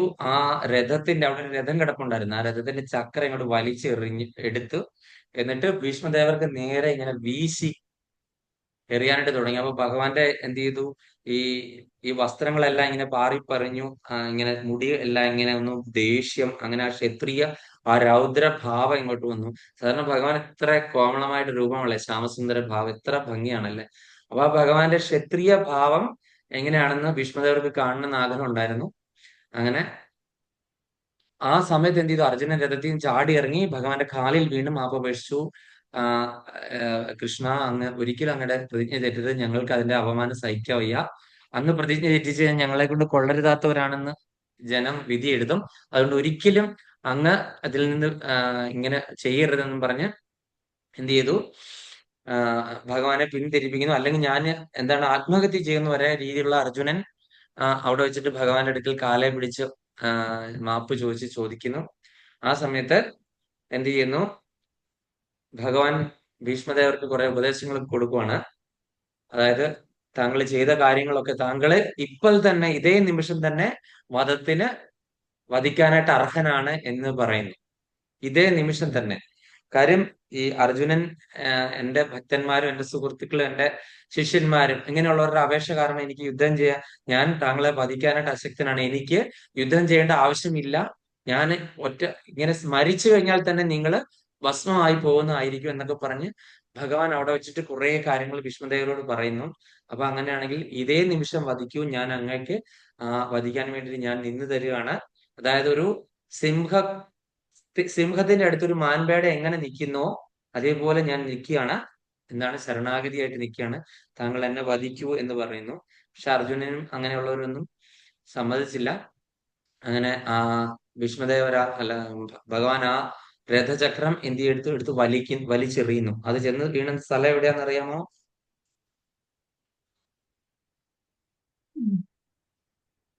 വീണത് ഏകചക്ര. ഏകചക്ര. അത് മായാപൂരിനടുത്തുള്ള സ്ഥലമാണ്. 4 മണിക്കൂർ യാത്രയുണ്ട്. ബലരാമ സ്വാമി ജനിച്ച സ്ഥലമാണോ ബലരാം സ്വാമി അല്ല, എന്തോ ഒന്ന് അവിടെ. നിത്യാനന്ദ പ്രഭു അവിടെയാണോ ഒന്ന് ജനിച്ചത്. നിത്യാനന്ദ. അപ്പം ഭീഷ്മദേവരെ സംബന്ധിച്ച് ഭഗവാന്റെ രൗദ്രഭാവം ശരി. കണ്ടു. ആ ഭഗവാനിൽ നിന്ന് ഉപദേശം കിട്ടി. അങ്ങനെ ആ ഒരു അസുലഭ മുഹൂർത്തമായിരുന്നു. അതിനുശേഷം ഈ വീണ്ടും ഭീഷ്മദേവർ യുദ്ധം തുടങ്ങി. അങ്ങനെ പാണ്ഡവരുടെ സേന മുഴുവൻ നശിച്ചുകൊണ്ടിരുന്നു. ഈ സമയത്താണ് ശിഖണ്ഡിയെ അവിടെ കൊണ്ടുവന്നത്.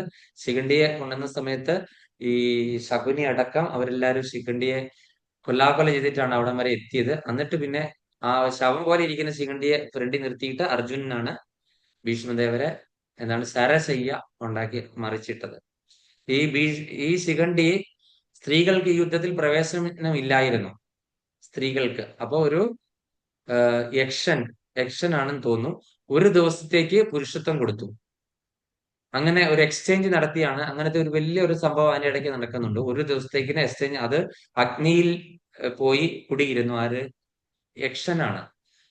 അതിന് പകരം ആ പുരുഷത്വം ശിഖണ്ഡിക്ക് കൊടുത്ത് ശിഖണ്ഡി ഇതിൽ പ്രവേശിച്ചു. പിന്നെ അത് സൂര്യൻ അസ്തമിക്കുന്നവരെ നിൽക്കത്തുള്ളൂ. അത് കഴിഞ്ഞിട്ട് പിന്നീട് ഈ ഭീഷ്മദേവരുടെ അടുക്ക വെക്കുമ്പോൾ സ്ത്രീയാണ്, സ്ത്രീയുടെ വേഷം കിട്ടിയിരിക്കുന്നു, അതുകൊണ്ട് അദ്ദേഹം സ്ത്രീയായിട്ട് കണക്കാക്കി. പക്ഷെ ആക്ച്വലി പുരുഷനുമാണ്.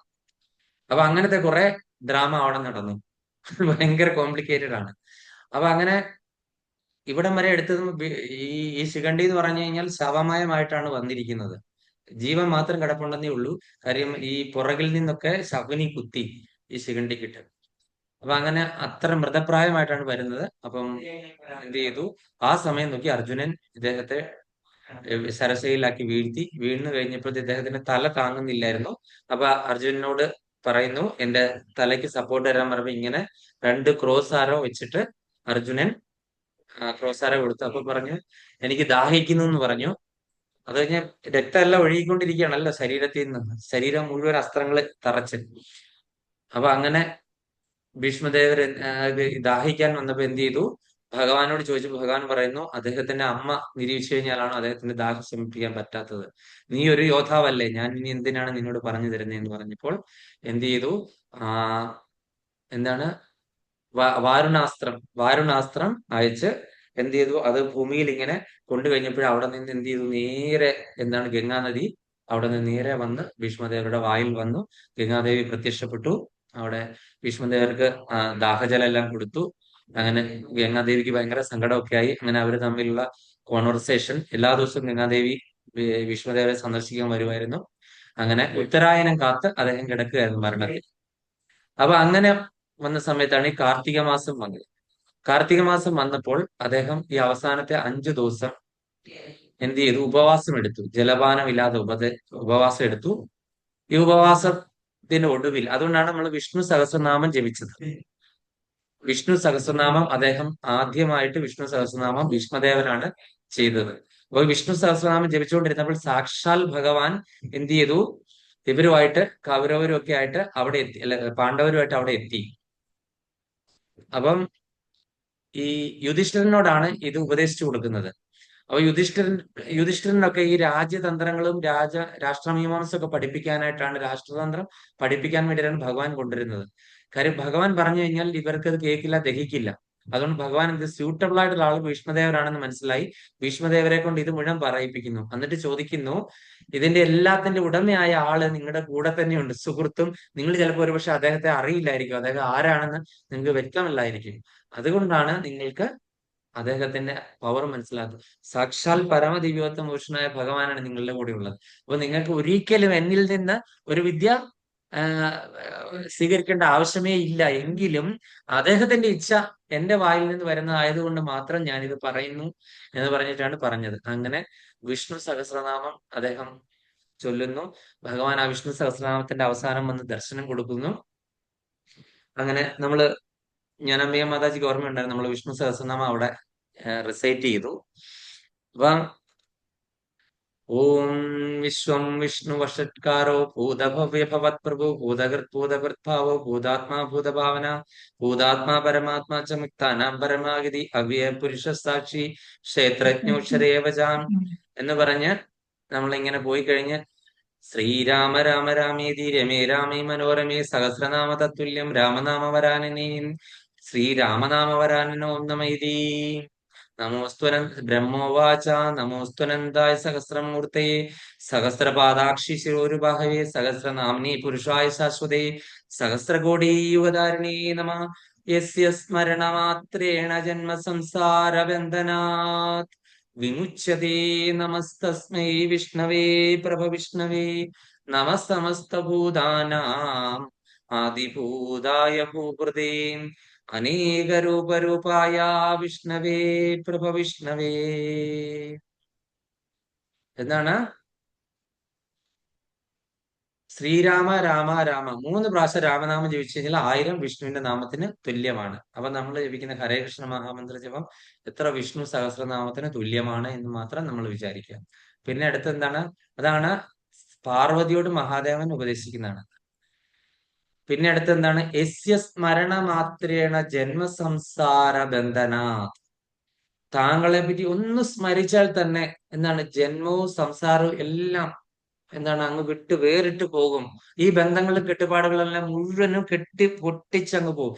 ഏസ്യ സ്മരണ മാത്രം, ഒന്ന് സ്മരിച്ചാൽ മാത്രം തന്നെ, ഒറ്റ സ്മരണ മാത്രം, ആ സ്മരണ നമ്മൾ സ്മരിക്കുന്ന പോലെയല്ല, ശരിയായിട്ടുള്ള രീതിയിലുള്ള ഒരൊറ്റ സ്മരണ, താങ്കളെ താങ്കളെ സ്മരണ മാത്രേണ ജന്മ സംസാര ബന്ധന, ആ കെട്ടുകളെല്ലാം പൊട്ടിച്ച് തകർത്തെറിഞ്ഞു കളയും.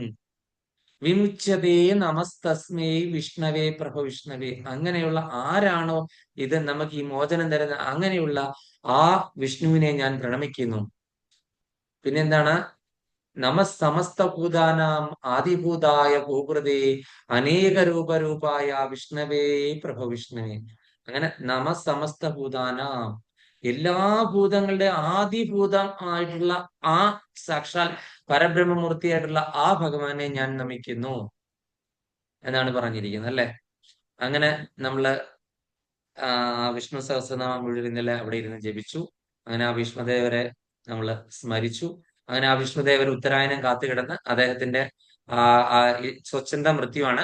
അപ്പൊ അതുകൊണ്ട് അദ്ദേഹം ഉത്തരായന കാലം ആഗതമായി കഴിഞ്ഞപ്പോൾ അദ്ദേഹം വീണ്ടും ഒരിക്കലും ഒരു ജന്മം ഉണ്ടാകാതിരിക്കാനാണ് ആൾക്കാർ ഉത്തരായന കാലത്തിൽ ശരീരം വെടിയുന്നത്. അങ്ങനെ ഉത്തരായന കാലത്തിൽ അദ്ദേഹം ശരീരം വെടിഞ്ഞു. അദ്ദേഹത്തിന്റെ ശരിക്കുള്ള പൊസിഷൻ ഏതാ? അഷ്ടവസു, ഭഗവാന്റെ സേവകനാണ്, അല്ലെ? അങ്ങനെ അഷ്ടവസുവിലെ 8ാമത്തെ ആളായിട്ട് വീണ്ടും തിരിച്ചു ചെല്ലുന്നു. അപ്പൊ അദ്ദേഹത്തിന്റെ ശാപവും ശാപമോക്ഷവും എങ്ങനെയായിരുന്നു നമുക്ക് മനസ്സിലായില്ല. ഒരിക്കലും ഒരു സ്ത്രീ സംഘം ഉണ്ടായിട്ടില്ല എന്നുള്ളതാണ് നമുക്ക് ആശ്ചര്യം. അതുപോലെ തന്നെ സാക്ഷാൽ ഭഗവാനെ കണ്ടുകൊണ്ട് അദ്ദേഹത്തിന്റെ ആ മനുഷ്യജന്മം വെടിയാനായിട്ട് അദ്ദേഹത്തിന് സാധിച്ചു. ഇങ്ങനെ കുറെ കാര്യങ്ങള് നടന്നു, അല്ലെ?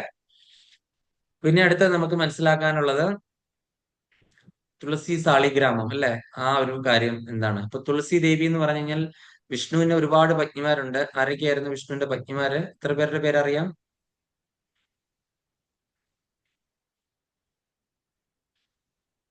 ജ്ഞാനാംബിക മാതാജി?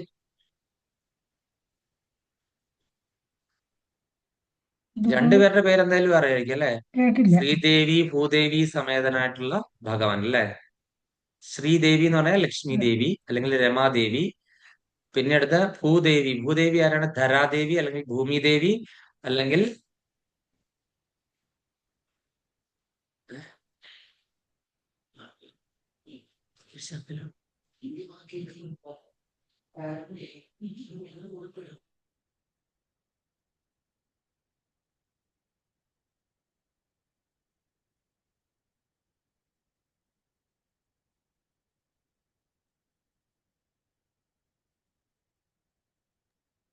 കേൾക്കുന്നില്ലല്ലോ.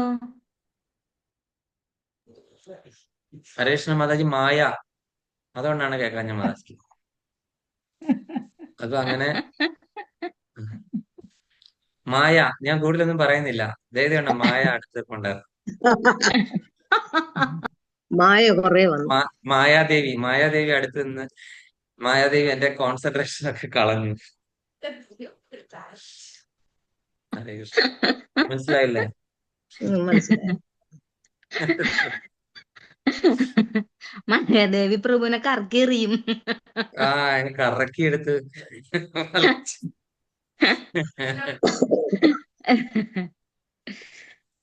മായ ഭയങ്കര സ്ട്രോങ് ആണ്. കണ്ടില്ലേ? നമ്മളുടെ അത്രയും സമയം പോയി.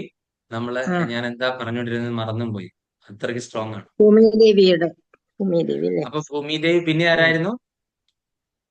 ലക്ഷ്മി ദേവി. ദേവി, ആദി സരസ്വതി എന്ന് പറഞ്ഞ വിഷ്ണുവിന്റെ ഭാര്യയാണ്. പിന്നെ ശാപം കിട്ടിയാണ് എന്റെ ഒരു സൃഷ്ടിയിലുള്ള ഒരാളുടെ ഭാര്യയായി പോകട്ടെ എന്ന് പറഞ്ഞ് ശാപം കിട്ടിയാണ് ബ്രഹ്മദേവന്റെ ഭാര്യയാകാനായിട്ട് കാരണം. ബ്രഹ്മദേവനെ സൃഷ്ടിയിൽ സഹായിക്കുകയാണ്.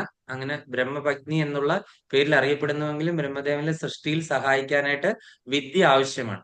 അങ്ങനെയാണ് ശാപത്തിന്റെ ഫലമായിട്ടാണെങ്കിലും അങ്ങനെ എന്റെ സൃഷ്ടിയിലുള്ള ഒരാളുടെ ഭാര്യയാകട്ടെ എന്ന് ലക്ഷ്മി ദേവിയുടെ ശാപമാണത് സരസ്വതി ദേവി കിട്ടും. പിന്നീട് നദിയായി പോകട്ടെ എന്ന് ഒരു ശാപം കിട്ടിയിട്ടുണ്ട് സരസ്വതി ദേവിക്ക്. അതുപോലെ തന്നെ വേറെ ഒരാളുണ്ട് ഭഗവാന്റെ പത്നി. ആരാണ്? ഗംഗാദേവി. ഇവരെല്ലാം പരസ്പരം അങ്ങോട്ടും ഇങ്ങോട്ടും ശപിച്ചു. ലക്ഷ്മി ദേവി, ഗംഗാദേവി. പിന്നെ വേറൊരാളുണ്ട്. ആരാണ്? തുളസി ദേവി. അങ്ങനെ തുളസി ദേവിക്ക് അസുരന്റെ പത്നിയായി പോകട്ടെ എന്ന് പറഞ്ഞ് ശാപം കിട്ടി.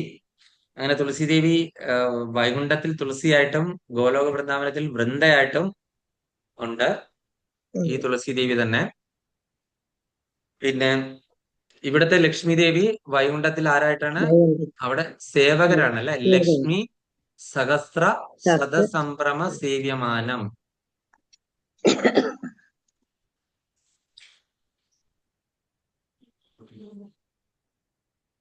ലക്ഷ്മി സഹസ്ര ശതസംഭ്രമ സേവ്യമാനം എന്ന് നമ്മൾ കേട്ടിട്ടുണ്ടല്ലോ. അപ്പൊ ഈ ലക്ഷ്മി ദേവിമാരൊക്കെ അവിടെ സേവ ചെയ്യുന്നുണ്ട് ഗോലോക വൃന്ദാവനത്തിൽ. അടിച്ചുവാരുക, വൃത്തിയാക്കുക, ഇതൊക്കെയാണ് ലക്ഷ്മി ദേവി അവിടെ ചെയ്യുന്നത്.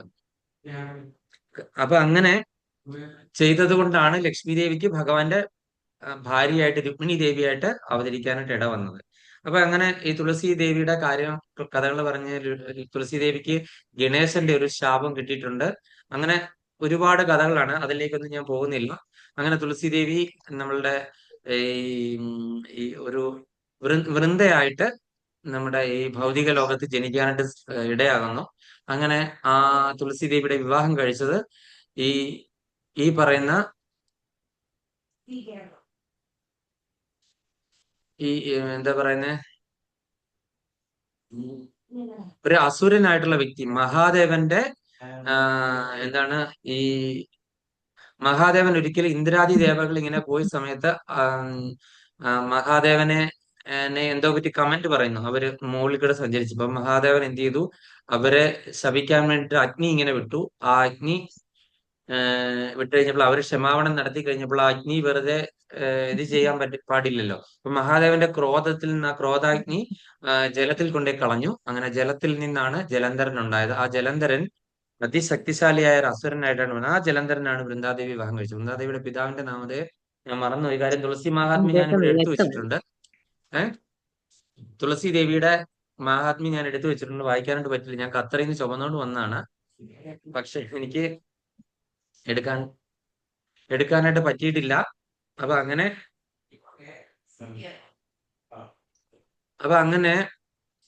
എന്ത് ചെയ്തു? ഈ തുളസി ദേവി ഈ വൃന്ദാദേവി ഭയങ്കര പതിവ്രതയായിട്ടുള്ള സ്ത്രീ ആയിരുന്നു. അങ്ങനെ ഈ പതിവ്രതയായിട്ടുള്ള വൃന്ദാദേവിക്ക് യുടെ ശക്തി കാരണം ഈ ജലന്ധരനെ ദേവാദിദേവന്മാർക്ക് മഹാദേവന് പോലും തോൽപ്പിക്കാനായിട്ട് സാധ്യമല്ലായിരുന്നു.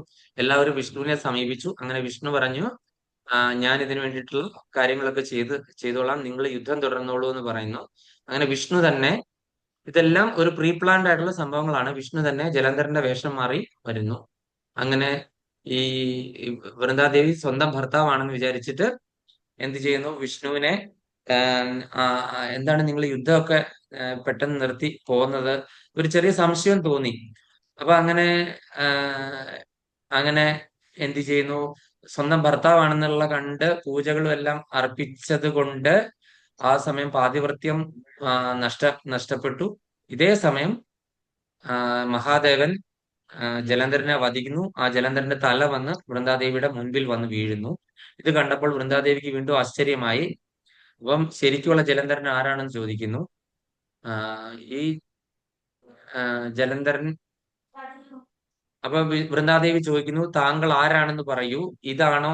അപ്പൊ എന്റെ തപശക്തിക്ക്, എന്റെ പാതിവ്രത്യ ശക്തി ഉണ്ടെങ്കിൽ ആരെങ്കിലും എന്നോട് വെളിപ്പെടുത്തൂ, ഈ മുൻപിൽ വന്ന് കിടക്കുന്നതാണോ എന്റെ ഭർത്താവ് ശരിയായിട്ടുള്ളത്, അത് എന്റെ മുൻപിൽ നിൽക്കുന്ന ആളാണോ എന്ന് ചോദിച്ചു. അപ്പൊ ആ തല തന്നെ സംസാരിച്ചു, നിന്റെ യഥാർത്ഥമുള്ള ഭർത്താവ് ഞാനാണ്.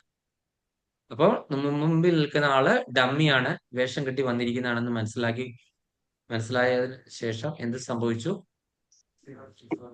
വൃന്ദാദേവിക്ക് മനസ്സിലായപ്പോ വൃന്ദാദേവി ആരാണെന്ന് ചോദിക്കുന്നു. ആരാണെന്ന് ചോദിച്ചിട്ട് പറയുന്നില്ല. അപ്പൊ വിഷ്ണു ആണെന്ന് ഭഗവാൻ രൂപം കാട്ടി കൊടുക്കുന്നു. എത്രയോ നാളായിട്ട് വൃന്ദാദേവി വിഷ്ണുവിനെ തപസ് ചെയ്തുകൊണ്ടിരിക്കുകയാണെന്നത്. എത്ര നാളായി. ആ വൃന്ദാദേവിക്ക് സ്വന്തം ഭർത്താവിന്റെ ജീവൻ തകർന്നത് കൊണ്ടും ഭഗവാൻ ഒന്നും വർത്തമാനം പറയാതിരിക്കുന്നത് കൊണ്ടും എന്ത് ചെയ്തു? സഹിച്ചില്ല. വൃന്ദാദേവി പറഞ്ഞു, താങ്കൾ എന്താണ് ഒന്നും സംസാരിക്കാതെ എന്നോട് ഈ നീച പ്രവൃത്തി ചെയ്തത് കൊണ്ട് എന്താണ് താങ്കൾ ഒരു കല്ലായി പിറക്കട്ടെ എന്ന് പറഞ്ഞ് ശപിച്ചു. അപ്പൊ ഇതേ സമയത്ത് മഹാദേവനും ദേവാദിദേവന്മാരും ലക്ഷ്മി ദേവിയും അവിടെ ആവിർഭവിച്ചു. അപ്പൊ ലക്ഷ്മി ദേവിക്ക് സ്വന്തം ഭർത്താവിനെ ശപിക്കുന്ന കണ്ടുകൊണ്ട് സഹിക്കാൻ പറ്റിയില്ല. അപ്പൊ ലക്ഷ്മി ദേവി എന്ത് ചെയ്തു? തിരിച്ചൊരു ശാപം വൃന്ദാദേവി കൊടുക്കുന്നു. എന്താണ്? നീ എന്താണ് ഇത്രയും വർഷങ്ങളായിട്ട് നീ ആരെയാണ് ഉപാസിക്കുന്നത്, ആര് പ്രത്യക്ഷപ്പെടുന്നു, അതേ ആളെ മുൻപിൽ വന്നിരുന്നിട്ട് കൂടി നീ അത് മനസ്സിലാക്കാതെ അദ്ദേഹത്തിന് ശാപം കൊടുത്തത് കൊണ്ട് നീ എന്ത് ചെയ്യണം? യാതൊരു ചലനശേഷി ഇല്ലാതെ നിൽക്കുന്ന മരങ്ങളല്ലേ, മരങ്ങൾക്ക് ഒന്നുമില്ലല്ലോ. അതായത് വെയില്, ചൂട്, തണുപ്പ് ഇതൊക്കെ എല്ലാം സഹിച്ച്, അപ്പൊ എല്ലാം സഹിച്ചിട്ടുള്ളൊരു വൃക്ഷമായിട്ട് നീ പിറക്കാനായിട്ട് ഇടയാകട്ടെ ഭൂമിയിൽ എന്ന് പറഞ്ഞ് ശാപം കൊടുക്കുന്നു. അത് കഴിഞ്ഞിട്ട് വീണ്ടും വൃന്ദാദേവി ഓരോന്നോരോന്ന് ഭഗവാനോട് പറഞ്ഞു. ഭഗവാൻ ഒന്നും തന്നെ സംസാരിക്കുന്നില്ല. അപ്പോഴത്തേന് എന്ത് ചെയ്യുന്നു? നിങ്ങൾ വീണ്ടും വീണ്ടും ഞാൻ ചോദിക്കുന്ന ചോദ്യങ്ങൾക്ക് ഉത്തരം പറയാത്തത് കൊണ്ട് എന്ത് ചെയ്യുന്നു? നിങ്ങൾ ആ കല്ലായിട്ട് പിറക്കേണ്ടി വന്നല്ല, കല്ലിൽ വന്ന് പുഴുക്കൾ അരിക്കട്ടെ എന്ന് പറഞ്ഞു. പുഴുക്കൾ അരിക്കട്ടെ എന്ന് പറഞ്ഞൊരു ശാപം കൊടുത്തു. കല്ലിൽ എങ്ങനെയാ പുഴുക്കൾ അരിക്കുന്നത്?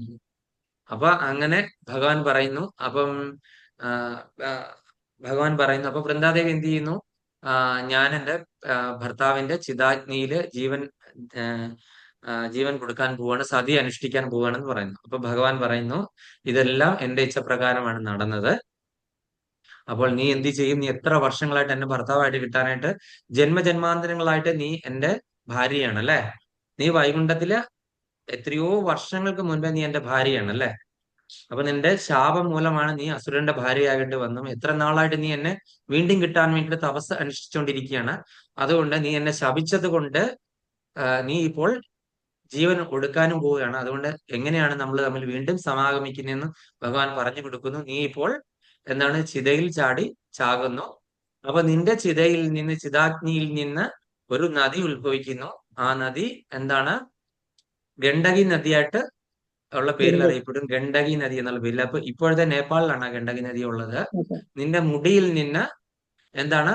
തുളസി ചെടി അതിന്റെ തീരങ്ങളിൽ ഉണ്ടാകും. തുളസി ചെടി അതിന്റെ തീരങ്ങളിൽ ഉണ്ടാകും. അതുപോലെ ഞാൻ സാളിശിലയായിട്ട് ഇതേ നദിയിൽ തന്നെ ഞാൻ അവതരിക്കും. സാളിശിലയായിട്ട് നിന്റെ ശാപം മൂലം ഈ സാളിശിലയിൽ പുഴുക്കൾ വന്നരിക്കും.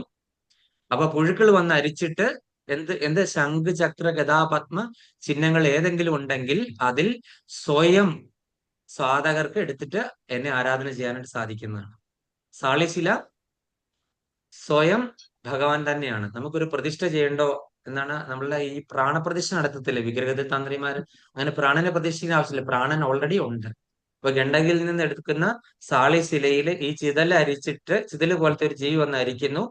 ആ അരിച്ച് അതിൽ എന്തെങ്കിലും ഈ ശംഖുചക്ര ഗദാപത്മ അടയാളങ്ങൾ ഏതെങ്കിലും ഉണ്ടെങ്കിൽ അത് നമുക്ക് ശരിക്കുള്ള സാളിശിലയാണെന്ന് മനസ്സിലാക്കി നമുക്ക് വീട്ടിൽ പൂജിക്കാം. വീട്ടിൽ പൂജിക്കാനായിട്ട് സാക്ഷാൽ ഭഗവാൻ വന്ന് കുടിയിരിക്കുകയാണ്. സാക്ഷാൽ ഭഗവാൻ വിഷ്ണു, ശരിക്കും വിഷ്ണു തന്നെയാണ്. ആ സിറ്റീസ് ഭഗവാനാണ് വന്നിരിക്കുന്നത്. പക്ഷെ അപ്പൊ അതുകൊണ്ട് കൃഷ്ണപൂജയും വിഷ്ണു പൂജയും തമ്മിൽ വ്യത്യാസമുണ്ട്. വിഷ്ണു പൂജ എന്ന് പറഞ്ഞാൽ ഭയങ്കര പെർഫെക്റ്റ് ആയിരിക്കണം. അതിലൊരു വ്യതിയാനമില്ല. 5 നേരം കണ്ടാണ് എനിക്ക് തോന്നുന്നത് നമ്മള് ഭഗവാൻ അഭിഷേകം ചെയ്യണം. ഭയങ്കര ചൂടാണ്. അപ്പൊ നമ്മൾ ഭഗവാനെ വെള്ളം കൊടുക്കണം. അതുപോലെ തന്നെ നമുക്ക് ഭോഗം കൊടുക്കണം. ഓരോ പ്രാവശ്യം കുളിപ്പിച്ചു കഴിഞ്ഞാൽ ഭോഗം കൊടുക്കണം. അങ്ങനെ ഭയങ്കര ചിട്ടയാണ്. നമുക്ക് ഖത്തറിലൊക്കെ എത്ര ഡിവോട്ടീസ് ഇങ്ങനെ ഈ സാളിശിലയൊക്കെ വീട്ടിൽ വെച്ചിട്ട് അങ്ങനെ ഉപചരിക്കുന്നു. നമുക്ക് അതിശയം തോന്നും. അവരെവിടെയും യാത്ര പോകുമ്പോഴത്തേനും ഈ സാളിശില പൊതിഞ്ഞ് ഇങ്ങനെ കൊണ്ടുവരുവാണ്. പോകുന്ന വഴിക്കൊക്കെ പഴമൊക്കെ ഇങ്ങനെ കൊടുക്കും ഇടയ്ക്കിടയ്ക്ക്. അപ്പൊ ഭയങ്കര അതിശയം തോന്നി. എത്ര കാര്യമായിട്ടാണ് അവർ പരിചരിക്കുന്നത്. ഭഗവാനെ കൂടെ കൊണ്ട് നടക്കണം. അതിന്റെ അർത്ഥം എന്താണ്? ഈ ഭഗവാൻ കൂടെ ഉണ്ടെങ്കിൽ ഏതെങ്കിലും കാരണവശാൽ യമദൂതന്മാർ വരുവാണെങ്കിൽ എന്താണ്? ഭഗവാൻ കൂടെ ഉണ്ട്. വൈകുണ്ഠത്തിലേക്ക് പോകണം എങ്ങനെയെങ്കിലും. അത് കാരണം അത്ര കഠിനമായ ആചാര രീതികളാണ്, കർശനമാണ് സാളിശില. എന്നിട്ടും ഈ ആരാധന എടുക്കുന്നതിന്റെ കാര്യം, ഡിവോട്ടീസ് എടുക്കുന്നതിന്റെ കാര്യം എന്ന് പറഞ്ഞു കഴിഞ്ഞാൽ ഒരു കാരണവശാലും ഇനിയൊരു ജന്മം ഉണ്ടാകരുത്. അങ്ങനെ ഭഗവാൻ സാളിശിലയായിട്ട് വന്നു. ആ വൃന്ദാദേവിയുടെ മുടിയെല്ലാം തുളസിച്ചെടിയായിട്ട് കിളുത്തു. അങ്ങനെ ആ തുളസിച്ചെടി എവിടെ വന്നു കഴിഞ്ഞാൽ ആ വീട് എന്താണ്? വൈകുണ്ഠമാണ് അല്ലെ. തുളസി ചെടിയുള്ള വീടുകൾക്ക് വൈകുണ്ഠ സമാനമാണെന്ന് പറയാം. അപ്പൊ തുളസി ചെടിയെ അതുപോലെ നമ്മൾ പരിപാലിക്കണം. തറ കെട്ടി നമ്മൾ ചവിട്ടുന്ന സ്ഥലത്തൊന്നും തുളസി വെക്കാനായിട്ട് പാടില്ല.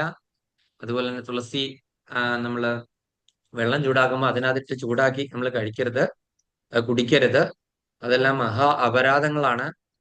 നമുക്കറിയാം അജാമിള മോക്ഷത്തിലാണ് യമദേവൻ യമദൂതന്മാർക്ക് പറഞ്ഞു കൊടുക്കുന്നത്. എവിടെയെങ്കിലും തുളസിച്ചെടി ഉള്ള സ്ഥലത്താണെങ്കിൽ ആ വീട്ടിലേക്ക് യമദൂതന്മാർക്ക് പോകാനായിട്ട്, തുളസിച്ചെടി വെറുതെ നിന്നാ പോരാ, തുളസിച്ചെടിയെ ദൈവം പോലെ ആരാധിച്ച് പ്രദക്ഷിണമൊക്കെ ചെയ്ത് വെള്ളമൊക്കെ ഒഴിച്ച് നിൽക്കുന്ന സ്ഥലങ്ങളാണെങ്കിൽ അങ്ങോട്ടേക്ക് യമദൂതർക്ക് പ്രവേശനം ഇല്ല. അന്തർ ആന മനാഹേ. അപ്പൊ അങ്ങോട്ടേക്ക് പ്രവേശനമില്ല. അപ്പൊ ആ തുളസി ചെടി അതേപോലെ നമ്മൾ ദൈവത്തെ പോലെ പരിപാലിച്ചു വരുവാണെങ്കിൽ കൃഷ്ണഭക്തി കിട്ടാനായിട്ട് ഏറ്റവും നല്ല മാർഗമാണ് തുളസി ചെടി സംരക്ഷിക്കുക എന്നുള്ളത്. നമ്മൾ ഓർക്കും ഒരു തുളസി ചെടി സംരക്ഷിച്ച് നമുക്ക് എന്താണ് കിട്ടുന്നത്, എത്ര നാളായി തുളസി പക്ഷെ ബ്രഹ്മഹത്യാ പാപം പോലും, ഒരു ബ്രാഹ്മണനെ നമ്മൾ അറിയാതെ വധിക്കുന്ന പാപം പോലും തുളസി ദേവി എടുത്ത് നമ്മളിൽ നിന്ന് കളയുകയാണ് അല്ലെ. തുളസിയുടെ ഉണങ്ങിയ സ്റ്റിക്ക് ഒക്കെ വെച്ചിട്ടാണ് നമ്മൾ ദാമോദരാരതി ചെയ്തത്. തുളസിയുടെ പച്ച സ്റ്റിക്ക് ഒരിക്കലും ഇത് തീ കത്തിക്കാനായിട്ട് ഉപയോഗിക്കാൻ പാടില്ല. ഉണങ്ങിയ സ്റ്റിക്ക് അതുപോലെ വെള്ളം ഒഴിക്കുന്നത് സന്ധ്യയ്ക്ക് ശേഷം ഒഴിക്കാൻ പാടില്ല, നേരം വെളുക്കുന്നതിന് മുൻപ് ഒഴിക്കാൻ പാടില്ല, സന്ധ്യയ്ക്ക് ശേഷം ആരതി പാടില്ല. പിന്നെ എന്താണ് പറയുന്നത്, ഈ മലിനമായ ഇല ജലവും കൊടുക്കും. ഉള്ളി മുട്ടത്തോടോ മലിനമായ ജലമോ ഉള്ളി പൊളിച്ച തൊലിയോ തുളസിയുടെ ചുവട്ടിൽ ഒഴിക്കാൻ പാടില്ല. തുളസി ഭഗവാന്റെ പാദത്തിൽ വെച്ചിട്ട് വേണം എന്തെങ്കിലും ഔഷധത്തിന് വേണ്ടി ഉപയോഗിക്കാനായിട്ട്. പ്രസാദമായിട്ട് സ്വീകരിച്ചിട്ട് വേണം ഔഷധങ്ങൾക്ക് ഉപയോഗിക്കാനായിട്ട്. തുളസി ചിലർ അരയ്ക്കുന്നവരൊക്കെ ഉണ്ട്. പിന്നെ ഭഗവാൻ ഒരു അനുഗ്രഹം കൂടെ തുളസിക്ക് കൊടുത്തു, നീ ഇല്ലാതെ ഒരു തുളസീദളം ഇല്ലാത്ത ഒരു ഭോഗവും ഞാൻ സ്വീകരിക്കുന്നതല്ല. ഭഗവാൻ, അതായത് തുളസി ചെടി, തുളസിയുടെ ഒരു ഇല ഇല്ലാത്ത ഒരു പ്രസാദവും ഒരു ഭോഗവും ഭഗവാൻ സ്വീകരിക്കുന്നതല്ല. അപ്പൊ നമ്മൾ വെറുതെ എന്തെങ്കിലും ഭഗവാൻ കൊണ്ട് കൊടുത്തു കഴിഞ്ഞാൽ ഭഗവാൻ അത് സ്വീകരിക്കില്ല. ഒരു തുളസി, അപ്പൊ തുളസി കഴുകി അതിലൊരു തുളസി ഇല ഇട്ടിട്ട് കൊടുക്കണം. അങ്ങനെ തുളസി ദേവിയെ പറ്റി പറയാനാണെങ്കിൽ ഒരുപാട്, അങ്ങനെ തുളസിയുടെ മഹാത്മ്യങ്ങൾ ഒരുപാട്. അപ്പൊ നമുക്ക് തുളസിയെ പറ്റി, പ്രസീത തുളസി ദേവി പ്രസീത ഹരിവല്ലഭേ ക്ഷീരോന്മദനോത്ഭുതേ തുളസി തം നമാമി. ഇതേ തുളസി ക്ഷീരമഥന സമയത്തും ഉദ്ഭവിച്ച തുളസിയാണ് കേട്ടോ. ക്ഷീരമഥന സമയത്ത്, ഇതെല്ലാം ഓരോ ബ്രഹ്മദേവന്റെ ഓരോ കൽപ്പങ്ങളിലും ഓരോ ബ്രഹ്മാണ്ടങ്ങളിലും പല പല രീതിയിലാണ് നടക്കുന്നത്. പ്രസീത തുളസി ദേവി പ്രസീത ഹരിവല്ലഭേ ക്ഷീരോന്മദനോദ്ഭുതേ തുളസി തം നമാമ്യഹം. അടുത്ത വേറൊരു ശ്ലോകം, തുളസിക്ക് വെള്ളം ഒഴിക്കുന്ന എന്താണ്? ഗോവിന്ദം. തുളസിക്ക് വെള്ളം ഒഴിക്കുമ്പോൾ മന്ത്രം ഗോവിന്ദം വല്ലഭം ദേവീം ഭക്തചൈതന്യകാരിണീം സ്നാപയാമി ജഗദ്ധാത്രീം കൃഷ്ണഭക്തി പ്രദായിനീം. ഗോവിന്ദം വല്ലഭം ദേവീം ഭക്തചൈതന്യകാരിണീം സ്നാപയാമി ജഗദ്ധാത്രി കൃഷ്ണഭക്തി പ്രദായിനീം. അടുത്ത തുളസി ദള ഇറക്കുമ്പോൾ നമ്മൾ ഈ ചൂണ്ടുവിരല് ഉപയോഗിക്കാൻ പാടില്ല, നഖം ഉപയോഗിക്കാൻ പാടില്ല, ഈ ദശ കൂട്ടി എടുക്കാൻ പാടുള്ളൂ. ഈ തള്ളവിരലും നടുവിരലും കൂട്ടിയിട്ട് വേണം ഇറുക്കി എടുക്കാനായിട്ട്. ഒരിക്കലും തുളസിക്ക് വേദന ഉണ്ടാകുന്ന രീതിയിൽ ആയിരിക്കരുത് ഇറുക്കാനായിട്ട്. അപ്പൊ അതിന് ഇറുത്തെടുക്കുമ്പോൾ ഒരു മന്ത്രമുണ്ട്. തുളസി അമൃത ജന്മസി സദാത്വം കേശവപ്രിയ കേശവാർത്തം ചിനോ നിത്യം വരദാഭവ ശോഭനേ. തുളസി അമൃത ജന്മസി സദാത്വം കേശവപ്രിയ കേശവാർത്ഥം ചിനോ നിത്യം. അതായത് കേശവന്റെ പൂജയ്ക്ക് വേണ്ടിയിട്ടാണ് നിന്നെ ഞാൻ ഇറുക്കുന്നത്. മനസ്സിലായല്ലോ? അപ്പൊ വേറെ പൂജയ്ക്ക് വേണ്ടിയിട്ട് ഇറുക്കാൻ പാടില്ല. കേശവന്റെ പൂജ കഴിഞ്ഞ് കിട്ടുന്ന ആ തുളസി വെച്ചിട്ട് നമുക്ക് മറ്റുള്ള കാര്യങ്ങൾ ചെയ്യാനായിട്ട് പറ്റും. പിന്നെ വെള്ളം തിളപ്പിച്ച് വെച്ചിട്ട് അത് ചൂടാറി കഴിഞ്ഞേ തുളസി ഇടാൻ പാടുള്ളൂ. വെള്ളത്തിലിട്ട് തിളപ്പിക്കാൻ പാടില്ല. ആ ഒരു കാര്യം ശ്രദ്ധിക്കുക. അതുപോലെ പിന്നെ അടുത്തത് വൃന്ധ്യായൈ തുളസി ദേവിയായൈ പ്രിയായൈ കേശവസിച്ച വിഷ്ണുഭക്തി പ്രദേദേവി സത്യവതേ നമോ നമ. ഇതാണ് തുളസി ദേവിയുടെ ആരാധനയ്ക്ക് മുൻപുള്ള പ്രണാമ മന്ത്രം. വൃന്ധ്യായൈ തുളസി ദേവിയായൈ പ്രിയായൈ കേശവസിച്ച വിഷ്ണുഭക്തി പ്രദേദേവി സത്യവതേ നമോ നമ. അടുത്ത എന്താണ്? നമോ നമ തുളസി കൃഷ്ണ പ്രേയസി നമോ നമ രാധാകൃഷ്ണ സേവാ പാവോ യേ അഭിലാഷി രാധാകൃഷ്ണ സേവാ പാവോ യേ അഭിലാഷി જે તમારા શરણાલોય તારા વાંચા પૂર્ણા હોઈ કૃપા કોરી કોરો તારે વૃંદાવન વાસી મોરે અભિલાષ વિલાસ કુંજ દિયો વાસ નયને હરિબો સદા ಯುಗಳ ರೂಪ ರಾಶಿ ಏ ನಿವೇದನ ದಾರೋ ಸಖೀರಾನುಗದ ಕೋರೋ ಸೇವಾಧಿಕಾರದಿ ಕೋರೋ ನಿಜ ದಾಸಿ ದೀನ ಕೃಷ್ಣ ದಾಸೆ ಹೋಯ್ ಏ ಜನ ಮೊರ ಹೋಯ್ ಶ್ರೀ ರಾಧಾ ಗೋವಿಂದ ಪ್ರೇಮಿ ಸದಾ ಜನ ಭಾಸಿ ಶ್ರೀ ರಾಧಾ ಗೋವಿಂದ ಪ್ರೇಮಿ ಸದಾ ಜನ ಭಾಸಿ ಯಾನಿ ಕಾನಿ ಚ ಪಾಪಾನಿ ബ്രഹ്മാഹത്യതി കാനീച്ച താനി താനി പ്രണശ്യന്തി പ്രദക്ഷിണ പാദേ പദേ. ഹരേ കൃഷ്ണ ഹരേ കൃഷ്ണ കൃഷ്ണ കൃഷ്ണ ഹരേ ഹരേ ഹരേ രാമ രാമ രാമ ഹരേ ഹരേ. ജയ വൃന്ദേ ദേവി ജയ വൃന്ദേ ദേവി ജയ വൃന്ദേ ദേവി ജയ വൃന്ദേ ദേവി ജയ. തുളസി മഹാറാണി ജയ തുളസി മഹാറാണി ജയ തുളസി മഹാറാണി ജയ തുളസി മഹാറാണി ജയ. വൃന്ദേ ജയ വൃന്ദേ ജയ വൃന്ദേ ജയ ശ്രീ വൃന്ദേ. ഇനി വൃന്ദാദേവിയുടെ 8 നാമങ്ങള് എല്ലാവരും എന്റെ കൂടെ ജപിക്കുക. വൃന്ദ, വൃന്ദാവനി, വിശ്വപാവനി, വിശ്വപൂജിത, കൃഷ്ണജീവനി, പുഷ്പാസര, നന്ദിനി, തുളസി. വൃന്ദ, വൃന്ദാവനി, വിശ്വപാവനി, വിശ്വപൂജിത, കൃഷ്ണജീവനി, പുഷ്പാസര, നന്ദിനി, തുളസി. വൃന്ദ, വൃന്ദാവനി, വിശ്വപാവനി, വിശ്വപൂജിത, കൃഷ്ണജീവനി, പുഷ്പാസര, നന്ദിനി, തുളസി. വൃന്ദാദേവി തുളസി മഹാറാണി की जय. अक्की देवी तुलसी महारानी की जय. कृष्णप्रिया की जय. वृंद्यादेवी सालिग्राम विवाह महामहोत्सव की जय. അനന്തകോടി വൈഷ്ണവവൃന്ദ की जय. അനന്തകോടി ആചാര്യവൃന്ദ की जय. അപ്പൊ എല്ലാവർക്കും ഭഗവാൻ സാളിഗ്രാമശിലയിലുള്ള ഭഗവാന്റെയും അതുപോലെ തന്നെ തുളസി ദേവിയായിട്ടുള്ള ആ ഒരു വിവാഹം നിങ്ങൾ എല്ലാവരും മനസ്സിൽ സ്മരിച്ചവരും അത് കൂടിയവർക്കും അതുപോലെ തന്നെ അതിനെപ്പറ്റി ശ്രവിക്കാൻ കഴിഞ്ഞവർക്കും എല്ലാം ഭഗവാന്റെയും തുളസി ദേവിയുടെയും ആ ഒരു കൃപ ഒരു മഹാസമുദ്രമായിട്ട് ഒഴുകി നിങ്ങളിൽ എല്ലാവരും എത്തിച്ചേരട്ടെ എന്ന് ഞാൻ എൻ്റെ ഹൃദയം കൊണ്ട് പ്രാർത്ഥിക്കുന്നു. അപ്പം എല്ലാവർക്കും ആ തുളസി ദേവിയുടെ ആ ഒരു പൂജ ചെയ്യുവാണെങ്കിൽ അല്ലെങ്കിൽ തുളസി ദേവിയുടെ അടുത്തിരുന്ന് നാമം നമ്മൾ ഭഗവാന്റെ നാമം ജപിക്കുകയാണെങ്കിൽ തീർച്ചയായിട്ടും തുളസി ദേവിയുടെ ആ ഒരു അനുഗ്രഹവും കൃപയും ഉണ്ടാകുന്നതായിരിക്കും. അതുകൊണ്ട് എല്ലാവർക്കും എൻ്റെ വലിയൊരു പ്രണാമം നമസ്കാരം. വാഞ്ചാകൽപതരൂപശ്ച കൃപാസിന്ധുഭ്യവച പതിതനാം പാവനേഭ്യോ വൈഷ്ണവേഭ്യോ നമോ നമഃ. അനന്തകോടി വൈഷ്ണവവൃന്ദ की जय. അനന്തകോടി ആചാര്യവൃന്ദ की जय. നാമാചാര്യ ഹരിദാസ് ഠാക്കൂർ की जय. ദേവർ പ്രമാനന്ദേ ഹരിഹരി. എന്തെങ്കിലും സംശയം ഉണ്ടെങ്കിൽ ചോദിക്കാം, അല്ലെങ്കിൽ ലീവ് ചെയ്യാം.